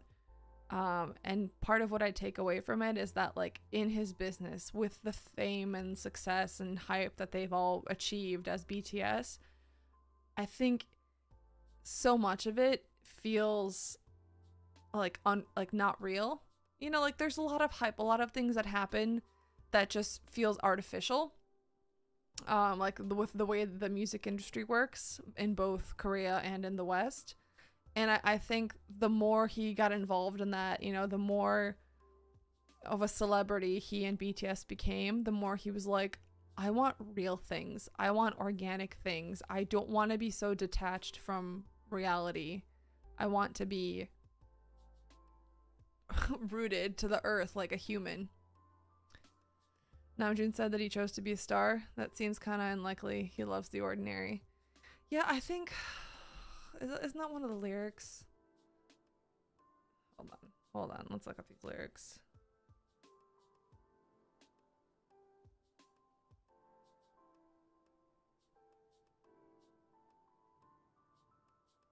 Never mind. Yeah, I agree with you. It doesn't seem right, but let's keep reading. Untitled. Go to an art gallery anywhere in the world, and you'll inevitably find that word on the wall. It's a title with no intention of being one, an invitation to interpret a piece however the viewer sees fit. With any untitled work of art, there are no wrong answers and no definite conclusions. The first time BTS leader and rapper RM noticed this labeling, he was perplexed. I was like, why are these guys so irresponsible? You just paint it and call it untitled? What you see is what you see? I was like, okay, he smiles. That last word delivered in a bark dripping in scorn, like wet paint trickling down a canvas. Since then, though, he's come to not only understand those creators' decisions, but to relate to them too. So much so that on Still Life, a gloriously positive, forward-looking hip-hop track on his first official solo album Indigo, released today, he commands, "Give me no name, 'cause I'm untitled." Quote, there are a lot of names that symbolize me. Maybe mostly RM or BTS or Kim Namjoon for my friends. he explains from across a wide table in a room high up in the sole office of his label, Hybe. But I felt like if there's an artwork of my 29th year, it should be named Untitled, because nothing is decided. I don't know what to do right now. I just made some album, and this is me. I'm just figuring it out. Indigo captures snapshots of navigating that uncertainty and change, from relationships to a life that's unfolded under the scrutiny of the public eye. Elsewhere on Still Life, he raps, "The past's gone, the future's unknown, catching my breath on a crossroads." This record, which RM describes as being like a diary of his life between 2019 and 2022, did he? I thought he said it was from 2016 to 2022. That's what he kind of said in his behind, but okay. Feels like that, this record feels like that pause, looking left and right, north and south, trying to work out which way to turn next. He's here. Yeah, that's just my husband coming to check on our cat. Jester's sleeping in his carrier back there. Searching for direction has been on RM's mind of late. In BTS's latest Festa Dinner music video, I was just distracted by Festa. Isn't Festa supposed to be in all caps? I don't know. Am I nitpicking this article because we've all had our hackles raised by that subtitle title? Anyway, in BTS's latest Festa Dinner party video, part of the group's annual celebrations marking the anniversary of their debut, released in June, he spoke candidly of feeling lost as to where the 7-piece should go next. In the same video, they announced they would be focusing more on solo projects for the foreseeable future. Quote, "I tried to balance the team and myself through this whole decade, but it was really hard because BTS really required a lot of time and a lot of mind and heart," their leader says now. But even with this burden temporarily relieved, he still struggled to know how to move forward. Quote, "I feel like I was stuck at some big stone and I couldn't move because it was like, okay, now I've got to really concentrate on my own thing." Recalibrating his compass required RM to go right back to the beginning of his journey, back to the kid dreaming of being a poet and the teenager who fell in love with hip-hop, and remind himself just why he set out on this path in the first place. I think he had the keyword flower work since 2016, but started realizing it 2018. Yeah, I think you're right. I think that's what he said. Hold on, I need my eye drops. 1 sec. Can't see.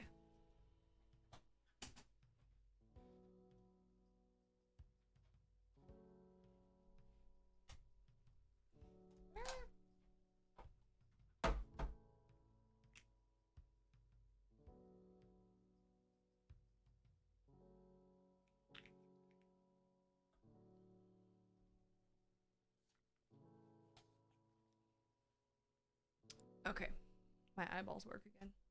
Yeah, I think you're right, but it's not 2019. It's more like 2018.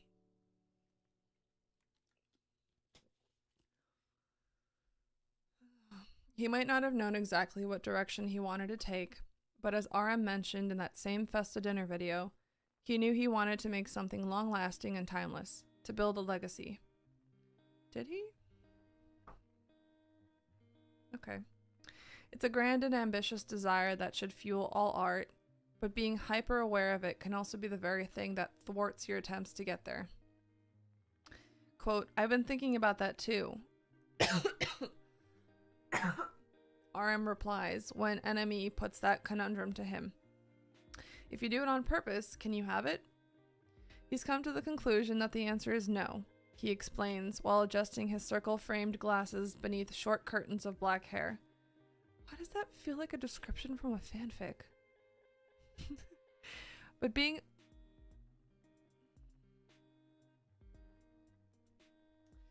aware of that goal is still really important, he adds. "I just want to have it in my mind and enjoy every ride, and then maybe at some point, like when I turn 60 or 70, or after I die, I can have some textures of timelessness, like old clothes, or when we look at our grandfathers or grandmothers. I love the idea of it, but I'm too young to have it, so it's my dream." Interesting. What is he trying to say here? I mean, I can understand. I think he's trying to say, like, I'm too young to have a legacy. There's more to my career. Like, there's still more for me to grow and do, and like when I'm 60 or 70 and like have lived a way longer life, and maybe at that point there will be something of me that's timeless. Yeah, I think that's what he's trying to say. Someone who he feels has reached that dream is Erykah Badu, who appears on Indigo's opening track Yoon. It's an exciting cameo from an artist who barely, as RM notes with a broad grin, features on other people's songs. After hearing her on Robert Glasper's Afro Blue, the neo-soul icon was the only person the rapper wanted on the track. Quote, her voice is really magical and has its own power. It's like a spell. It really changes me and moves me somewhere. Yoon's hook, you keep the silence, for you do something, you be a human till the death of you, is a declaration by the painter Yoon Hyung-kun, one of RM's favorite artists and a leading figure of the Korean art movement Dansekwa. Quote, if I sing those words, I thought it wouldn't be that convincing because I'm too young to preach or tell people to be somebody, he explains. With Erykah, it can be convincing because she has her own narrative through her life and she has a castle. She's living in her own kingdom. She has nothing to do with the hype or the virality and the noise, but everyone knows her and respects her. Yeah.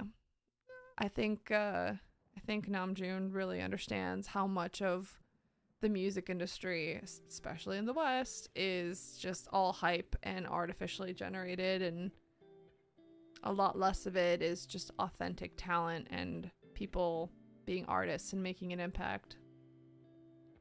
Cool. The other thing that I keep getting from him explaining why he chose these like legends to collab with on his songs and to have them sing like the choruses and the takeaway message that he want like in the choruses is that he still feels like maybe because he's beginning chapter 2 as a solo artist, he feels like he's not experienced enough and he's not like wise enough to be able to say any of those things with conviction, which is crazy to me because I think I hope he gets to a place where he owns his talent and all of his experience and all the wisdom that's been accumulated from so many years in the spotlight as BTS. Like, I really hope he doesn't underestimate how much he's gained as an artist already, because I really think he has. The hypnotic track also chimes with the BTS members' desire to enjoy every ride, an attitude that Yoon shared. Quote, he always said you have to be human first. Don't try to do art. Just have fun, savoring all the sorrows and joys of life. RM raps in one of the verses, referencing a lesson he drew from the hardships the artist went through for most of his life. Although Yoon was arrested, tortured, and had several stints in prison for standing up for what he believed to be right, Jesus Christ, he maintained that, quote, to live most beautifully means to survive after experiencing extreme suffering and hardship. Quote, in his time, people were starving and there was art, but most people were focused on getting food and the need to survive, RM explains, his voice solemn with respect. I could never imagine how they could think of art at those times, through the wars, the fights, the politics. That's why I have a big respect for especially him. He never bowed down to the bad things. Now the musician wants to be an ambassador of him because I'm in his debt and spread Yoon's messages to the world. I think that's really touching that Namjoon feels like that. Although Indigo is at its heart an ode to change, one thing in RM's life has remained constant since he was young, his love of language. As a child, he dreamed of being an author or a poet, especially a poet, he recalls, but I thought realistically I'm going to be starving and die at some point because I was not that confident to be a pro poet. I was just like, It'd be so romantic to be a poet. He still sees his lyrics as a version of the art form.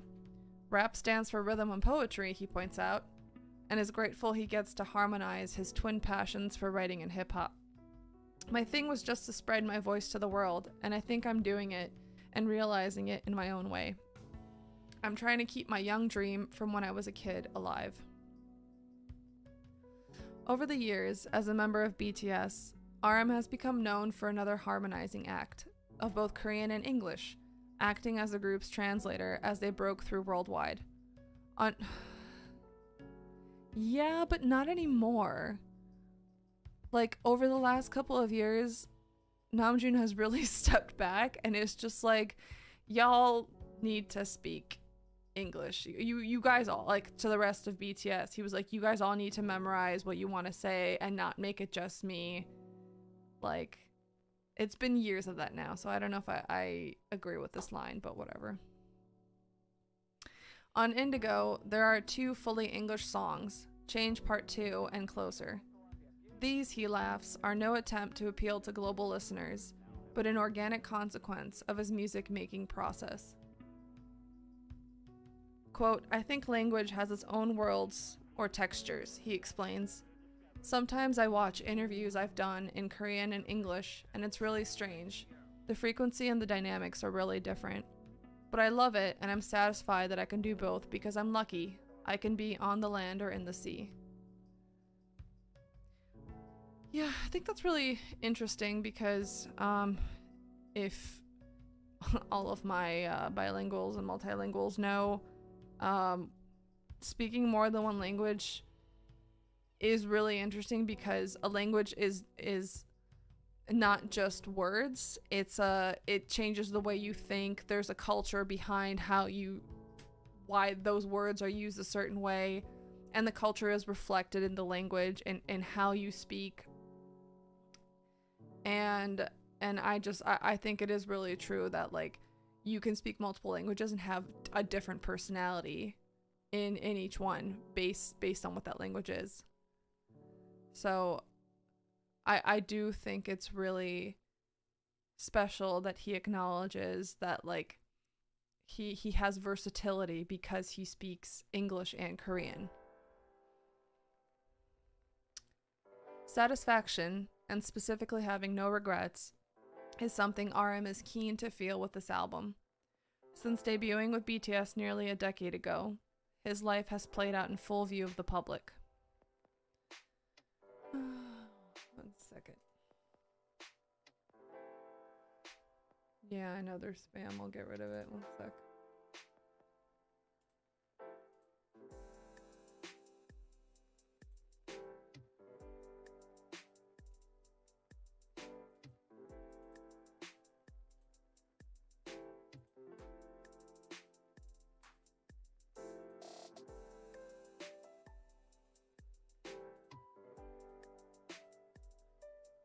Okay, should be all gone. Alright. Quote, there are a lot of regrets because my whole 20s were an exhibition, he sighs. He sighs? Why does this feel like a fan fiction every once in a while? Quote, there are a lot of images and videos and pictures of my past online and still remaining on a lot of people's phones or social platforms. Too many memories I want to be forgotten. Maybe the technology's too great, so it's gonna stay somewhere forever. And sometimes it's really horrible and scary. But my destiny, because I chose to be a star. But it's my destiny, because I chose to be a star and to be a boy band member. Although there are downsides to his status as a global superstar, you won't find RM longing for another life. Quote, Doctor Strange taught me this version of the universe is the best one, he smiles. Yeah, I always think about that because there's so much content for BTS, like, their pictures and everything they've ever done is just on the internet forever and gets dragged out at any time. So I always wonder like how they deal with that, because personally, um like I would hate that. There is a special advantage to having some anonymity on the internet, and that is if you do something that you don't like, that you find cringy or unflattering, it can disappear. Versus if you're someone like that, famous and beloved and also hated by many stupid people, like, things just don't die. As he and iconic Korean singer and actor Park Ji-yoon sing in the beautiful closing track, number 2, right now, RM isn't looking back, but focusing on what's ahead. For the private person Kim Namjoon, that means growing up, trying to be a greater adult so he could be sharing love and having a nice influence on people, and indulging in hobbies. For the public-facing RM, things are more complicated. RM is doing okay, he says hesitantly, drawing out his words through a wry laugh. RM is having a challenge. He's been making music for 15 years now, but he's managed to have his first solo album finally. He's like the young bird from the egg in the novel Damien, but he's a veteran at the same time because he's been through BTS for a decade. Okay, very true. I'm glad he does realize that. As he mentions the group's name, he drops his voice to a dramatic, reverent hush. Oh my god, this fanfic style is really weird. Quote, so it's really tricky. We'll see what he's doing from now on. As life and the world continue to change around him, one lyric from the bouncy All Day provides some indication of how RM will continue to move forward. I'm digging all day, he raps exuberantly. I'm finding real me. Okay.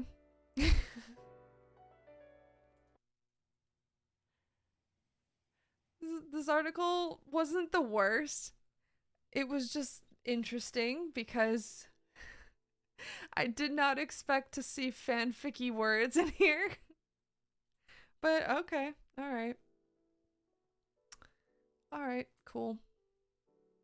Alright, we got 2 articles left. Voice is starting to hurt, but let's see if I can get through them. The next one is from The Atlantic, where our very own Lenica got to interview Namjoon, and I'm extremely jealous. Maybe I just need to rethink my career choices and go start learning how to become a reporter, journalist, because I want to talk to Namjoon. Damn it. Alright. RM of BTS is embracing the silence. On his debut solo single, Indigo, the South Korean rapper finds meaning within the noise of global stardom. 1 year ago, the leader of the world's biggest pop group stood beneath bright lights and told more than 50,000 fans about his fears. Kim Namjoon, better known by his stage name RM, is he really? Had guided his fellow BTS members through the vagaries of early pandemic life, a canceled world tour, delayed music releases, and life plans, illness. In an emotional speech during a Los Angeles concert last December, the then 27-year-old South Korean rapper confessed that he'd spent that time worrying about the future. What if their fans abandoned them? What if he lost his abilities as a performer? But, RM said, those concerns had melted away. Quote, I promise that I'll be even better when I'm 30, 35, or 40, he declared to an eruption of cheers.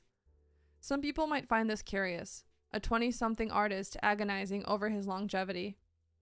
Since BTS debuted in 2013, though, RM has been highly conscious of the mark he's wanted to leave on the music world. In addition to writing a sizable chunk of BTS's discography, he's put out 2 solo mixtapes, 2015's RM and 2018's Mono, that define his style. Cerebral, technically complex, introspective, defiant, wordplay heavy. Yeah, I would say those are good ways to define his style. Yeah. His lyrics grapple with the nature of art, identity, fame, and love. As the group's leader and only fluent English speaker, he is often at the forefront of their public appearances, whether in TV interviews and award shows or at the United Nations and the White House. So it's fitting that his first official solo album is a record that looks backwards. Today, RM released Indigo, which he calls the last archive of my 20s. The 10-track project is a musically omnivorous, profoundly collaborative effort that still feels like the work of an auteur, one who spent years refining his own sound and thematic obsessions. At its core, Indigo is a work of hip-hop, but RM infuses it with neo-soul, folk, R&B, electronic, and rock. So instinctive is RM's tendency to work with others that 8 tracks feature other artists, including Erykah Badu, Anderson .Paak, Kim Sewol, and Tableau. Listening to this album is like witnessing a person carve his name into the top of a mountain as a way of saying not just, I was here, but also, I'm glad you made it too. Aww, that's really sweet. I like that. When I spoke with RM on Zoom 2 weeks ago, he seemed nervous about Indigo's impending release. Quote, I just hope that time flies more quickly, he told me. Yet a calm, earth-toned aura emanated from my screen. His hair was a natural deep brown, and he wore dark-rimmed glasses and a loose-fitting olive shirt. More fanfic stuff. Maybe we just can't resist it. I was reminded that, despite being a pop star, RM is drawn to slower, more contemplative forms of art and engagement. He's an avid reader and literary influencer, a nature lover, and a museum goer, all of which comes through clearly on Indigo. For instance, the album opener was inspired by the Korean painter Yoon Hyung-kun, and the second track playfully extends the metaphor of a still life to talk about stagnation and momentum. For RM, Indigo is a way of speaking silence, essentially expressing himself truthfully in a way that doesn't cause chaos or confusion. Quote, as a star or as a famous boy band member, it's really hard to be honest and frank, he told me. People sometimes misunderstand you.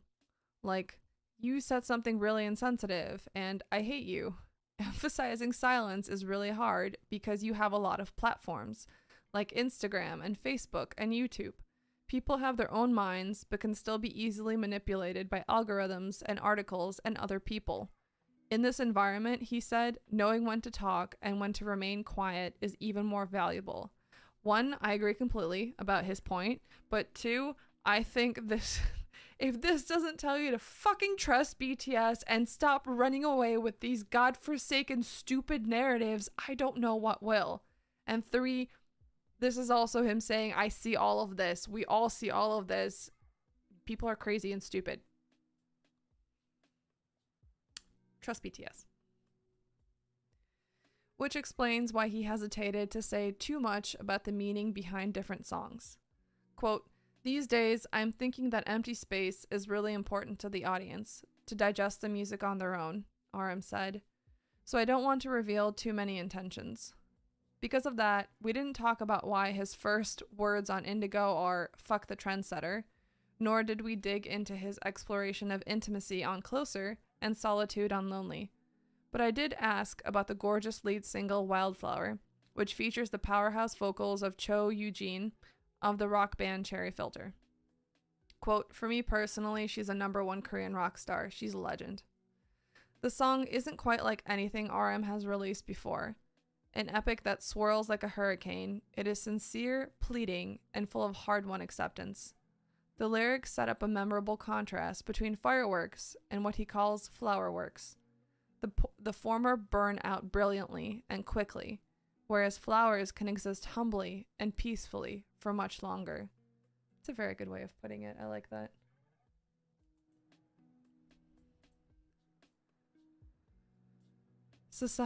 Lyrics from the Indigo song Wildflower. Society's all for the loudest voice, and here I am still speaking silence.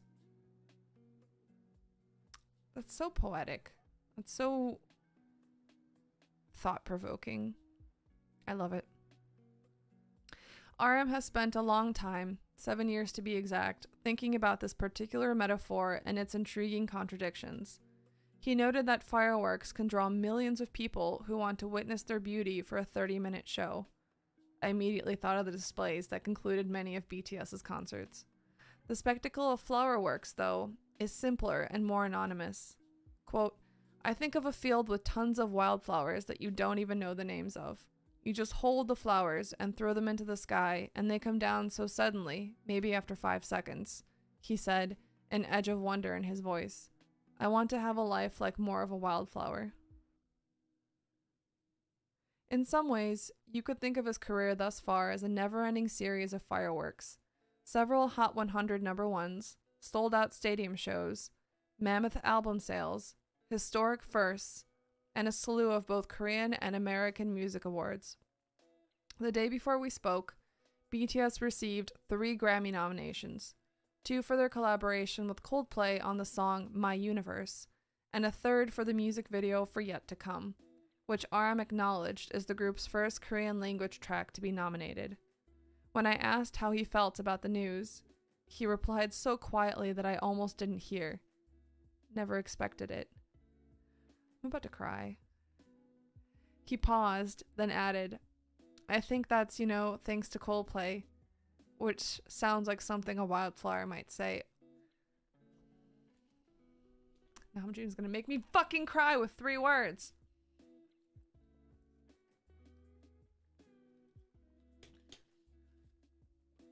I hope seeing that nomination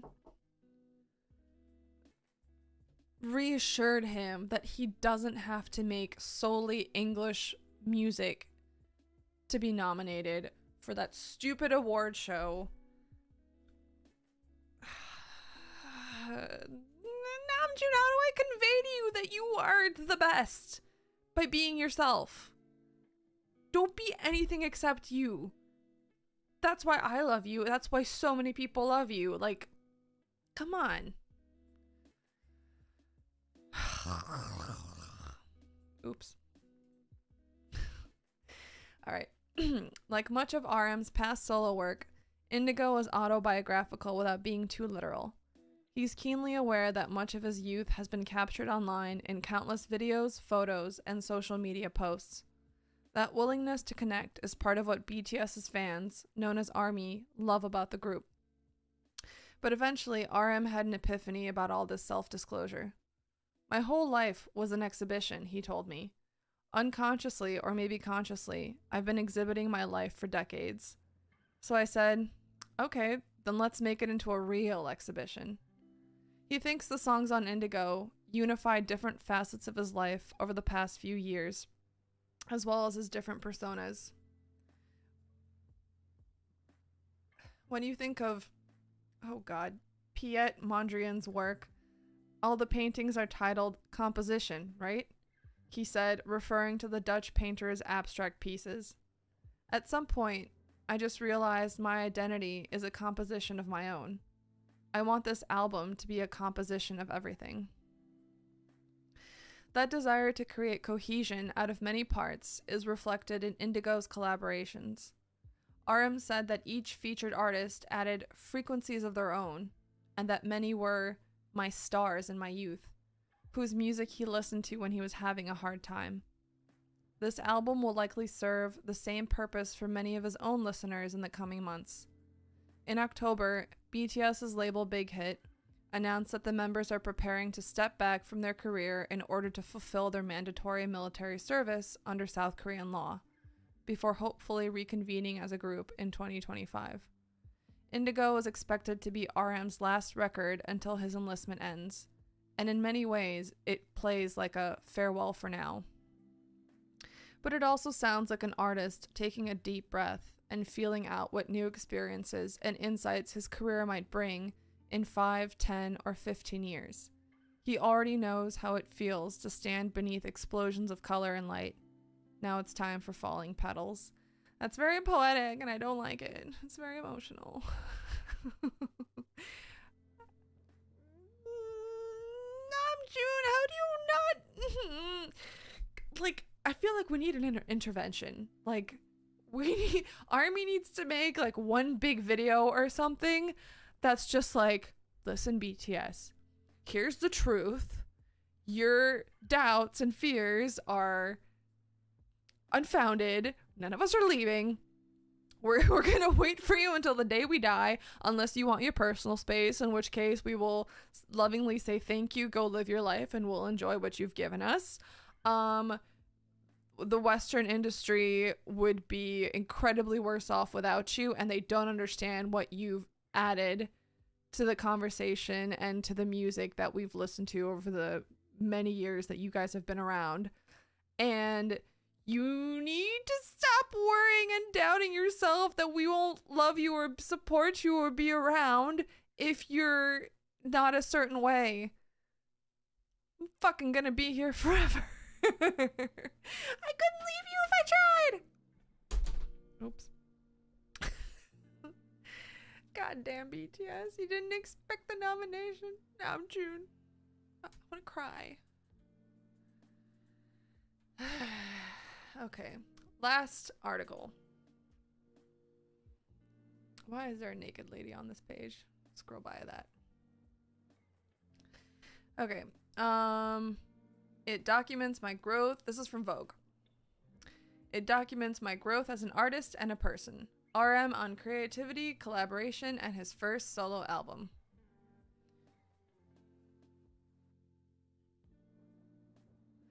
RM always had a deadline for his debut. The BTS leader has been topping the charts for the better part of the last decade, but today's release of Indigo, a 10-track tribute to his 20s, sees him step into the global spotlight on his own. Fans have been waiting for a full-length RM project since the release of his namesake mixtape in 2015. Have we? I take whatever I can fucking get. I expect nothing. But for the introspective star, this solo moment arrived right on time. Quote, currently I'm 29 in Korean age, and I wanted to share my first official album before I turned 30, he tells Vogue. This represents my growth as a person and artist. Given that RM spent his 20s achieving international stardom at the helm of the world's biggest boy band, true, I'm glad they acknowledge that, his formative experiences are unique. However, on tracks like Still Life and Lonely, he delves into subjects, isolation, yearning, regret, that everyone can recognize. Though he's given audiences glimpses of his inner world before, RM considers his debut record uniquely personal. Quote, when I was working on my mixtapes, I was more focused on asserting my thoughts or my tastes, so it didn't leave enough room for listeners to digest them. Huh? Yes, it did. What are you talking about? When I was working on my mixtapes, I was more focused on asserting my thoughts or my tastes, so it didn't leave enough room for listeners to digest them. I disagree, especially on Mono. I think him expressing himself on there was so healing and comforting to so many people. Like, what are you talking about, baby? Quote, Indigo still explores my emotions and learnings through my experiences. The shift toward a more intimate kind of storytelling is something he hopes will resonate with listeners. Everything you ever made is intimate and has resonated with us. Namjoon, what are you talking about? Quote, it's more open in a way people can easily relate to, he says. Indigo represents my 20s and documents my growth as a person and artist. He definitely needs an intervention. He definitely does, man. Namjoon. You're ridiculous. You are ridiculous. Mono is a fucking transformative, emotional, spiritual experience. Like, what do you mean you didn't leave enough room for the listener on there? Sharing these stories meant branching out sonically so that each song felt true to the underlying message of the lyrics. Already proficient in blending rap and pop, RM pushed himself to explore other styles. I did like his experimentation, and he succeeded across the board. Quote, usually I have a specific concept or genre in mind when I begin working on music, but this time I just focused on each track, RM says. I thought about what fits best for each song and how I can put them together into one album. As a result, the album became an eclectic collection of music that reflects my thoughts and experiences, and actually reflects how a lot of people listen to music. So it was so fucking organic and a great experience to listen to. Quote, many longtime fans might find the album quite new and unexpected. No, it sounds the signature Namjoon. Why do you keep underestimating and underselling yourself, baby? Come on, Namjoon. We love you to pieces and know you probably better than you might wish we knew you. Firstly, 8 out of 10 tracks have featured artists. Secondly, all 10 tracks are in their own genre, not only pop or hip hop, and that's why we love it. That's why we love it. To capture the highs and lows of an entire decade, RM worked with collaborators from around the globe, selecting artists like Anderson .Paak and Kim Sewol based on what their unique gifts could bring to the table. Quote, my focus was not on having these many genres in the album, but rather trying new sounds. I wanted to explore different kinds of music, whether it's folk, rock, or city pop, and digest them in the right way so that it doesn't just end up as an experiment. Interesting. He wanted to make sure he was like giving justice to those genres, I guess. Quote, I reached out to artists I thought would make the songs more complete and enriching with their voices or frequencies. Familiarity with their discographies made the process easier. Quote, when I was making Wildflower, I immediately thought of Eugene of Cherry Filter and her powerful rocking voice, he says. She is undeniably one of the top rock vocalists in Korea.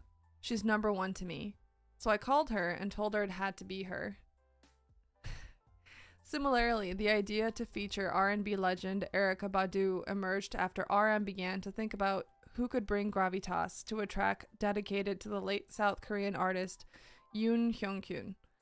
Quote, I needed someone like her, with such influence and history in the music world, he says. Her soulful voice could persuasively deliver Yoon's lifelong message that you should be human first before you do art.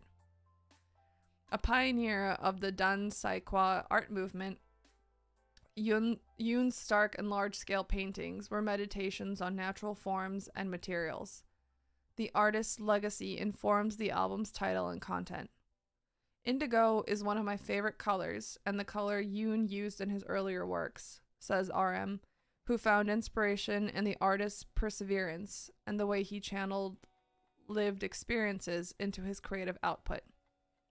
Quote, Yoon went through many hardships when he was alive, including near-death experiences during the Korean War, he says.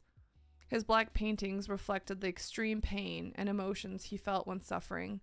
That's why there is something very sophisticated and beautiful about his signature black. For someone who suffered so much, his artworks and messages felt genuine and had a deeper resonance to me.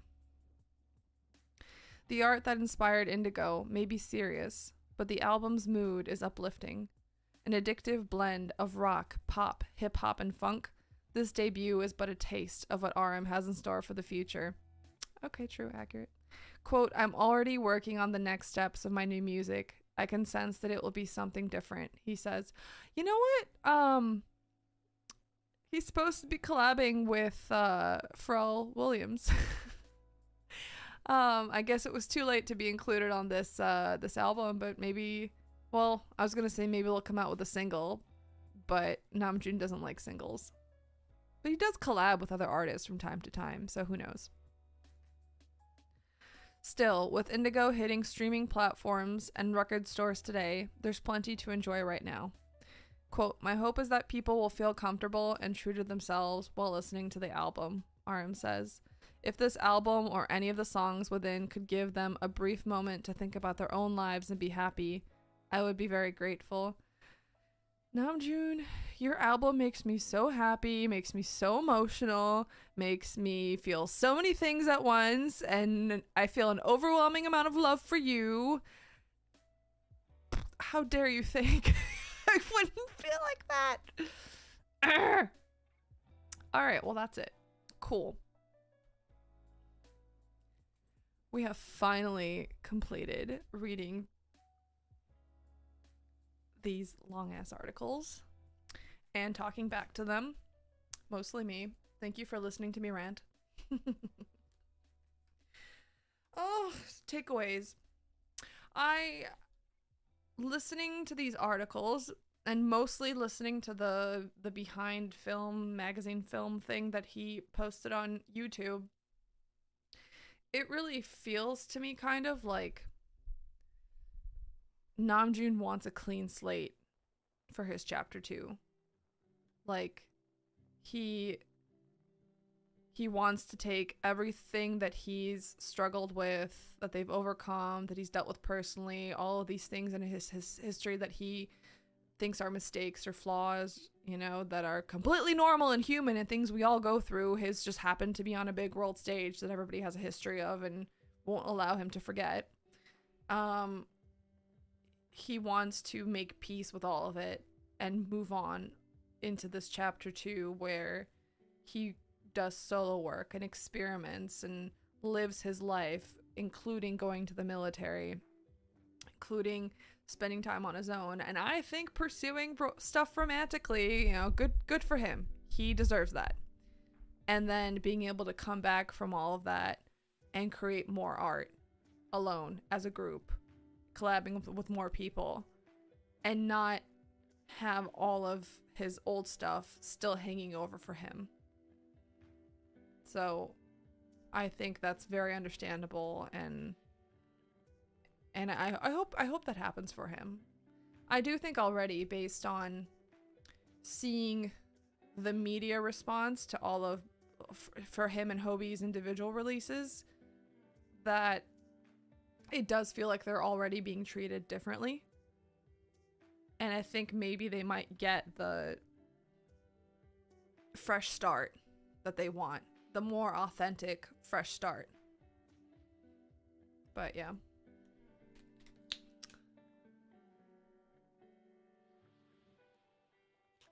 But someone needs to shake him and explain to him that he needs to not be underestimating himself that much. Like, I'm sure it's probably a good mindset to have, because then you can't be disappointed. You can only be pleasantly surprised. But also, doesn't it make it more nerve-wracking for them to do anything? Like, either perform or release music? If they're all just like, I hope people listen to my stuff. I hope they give me a couple of minutes and enjoy my work. I hope maybe they come to my concert. I mean, well, we're all like, give me the tickets! Give me the fucking music! I want to buy it! Ah! Like, we're all here losing our minds, setting fire to everything, like, ready to cut anyone who says anything bad about them. Because they're these humble artists who have spent so much time being introspective, thoughtful, connecting with their audience, wanting to inspire people, wanting to move people. Like, how do I convey to them, you are good, you are doing great, anything you do or don't do, whatever you want will be perfect? He's too humble. He gets into his head. Yeah, they do. They really do. Well, that's BTS for you. Alrighty. I think this is a good place to stop. My throat is very dry. I need to go make some more tea. I need to go find my cat and see how he's doing. I turned on his like heating pad, but he didn't feel like sitting in it. Instead, he was sitting in his carrier on a towel, because cats are weird, I guess. I love them too much. Yeah. I love them so much. I love them too much. At least I'm among you guys who all agree with me that, like, this is ridiculous. They need to own more of their awesomeness, but also at the same time, like, I appreciate them for not taking any of it for granted. Even though to me, my presence is for granted. Like, it's a permanent fixture. I will be here. I will be here forever. Whether Twitter goes up in flames, whatever. Fuck it. I don't care. I'll still be here. At least we will still have YouTube. if that happens. So we'll figure it out one way or another. You can't keep BTS Army down. We love them too much to go away. Alrighty.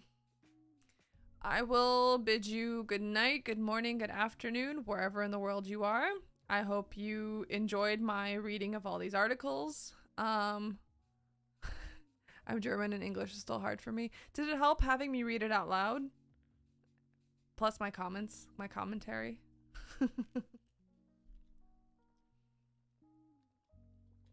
Honestly, if I wasn't doing this on a live stream, I probably would have dragged my feet and spent even more time not reading them and doing other stuff. But reading them out loud and thinking about what they were saying and giving my commentary allows me to, I don't know, appreciate it more. So, yeah, it helps. That's good. That's good. I'm happy to hear that. Okay, alrighty. Good night, guys. I will see you next time, next weekend, where we will do the listening party and talk about all these songs in detail. So get ready so you can give me your commentary and your analysis as well, and we can have a nice, good discussion.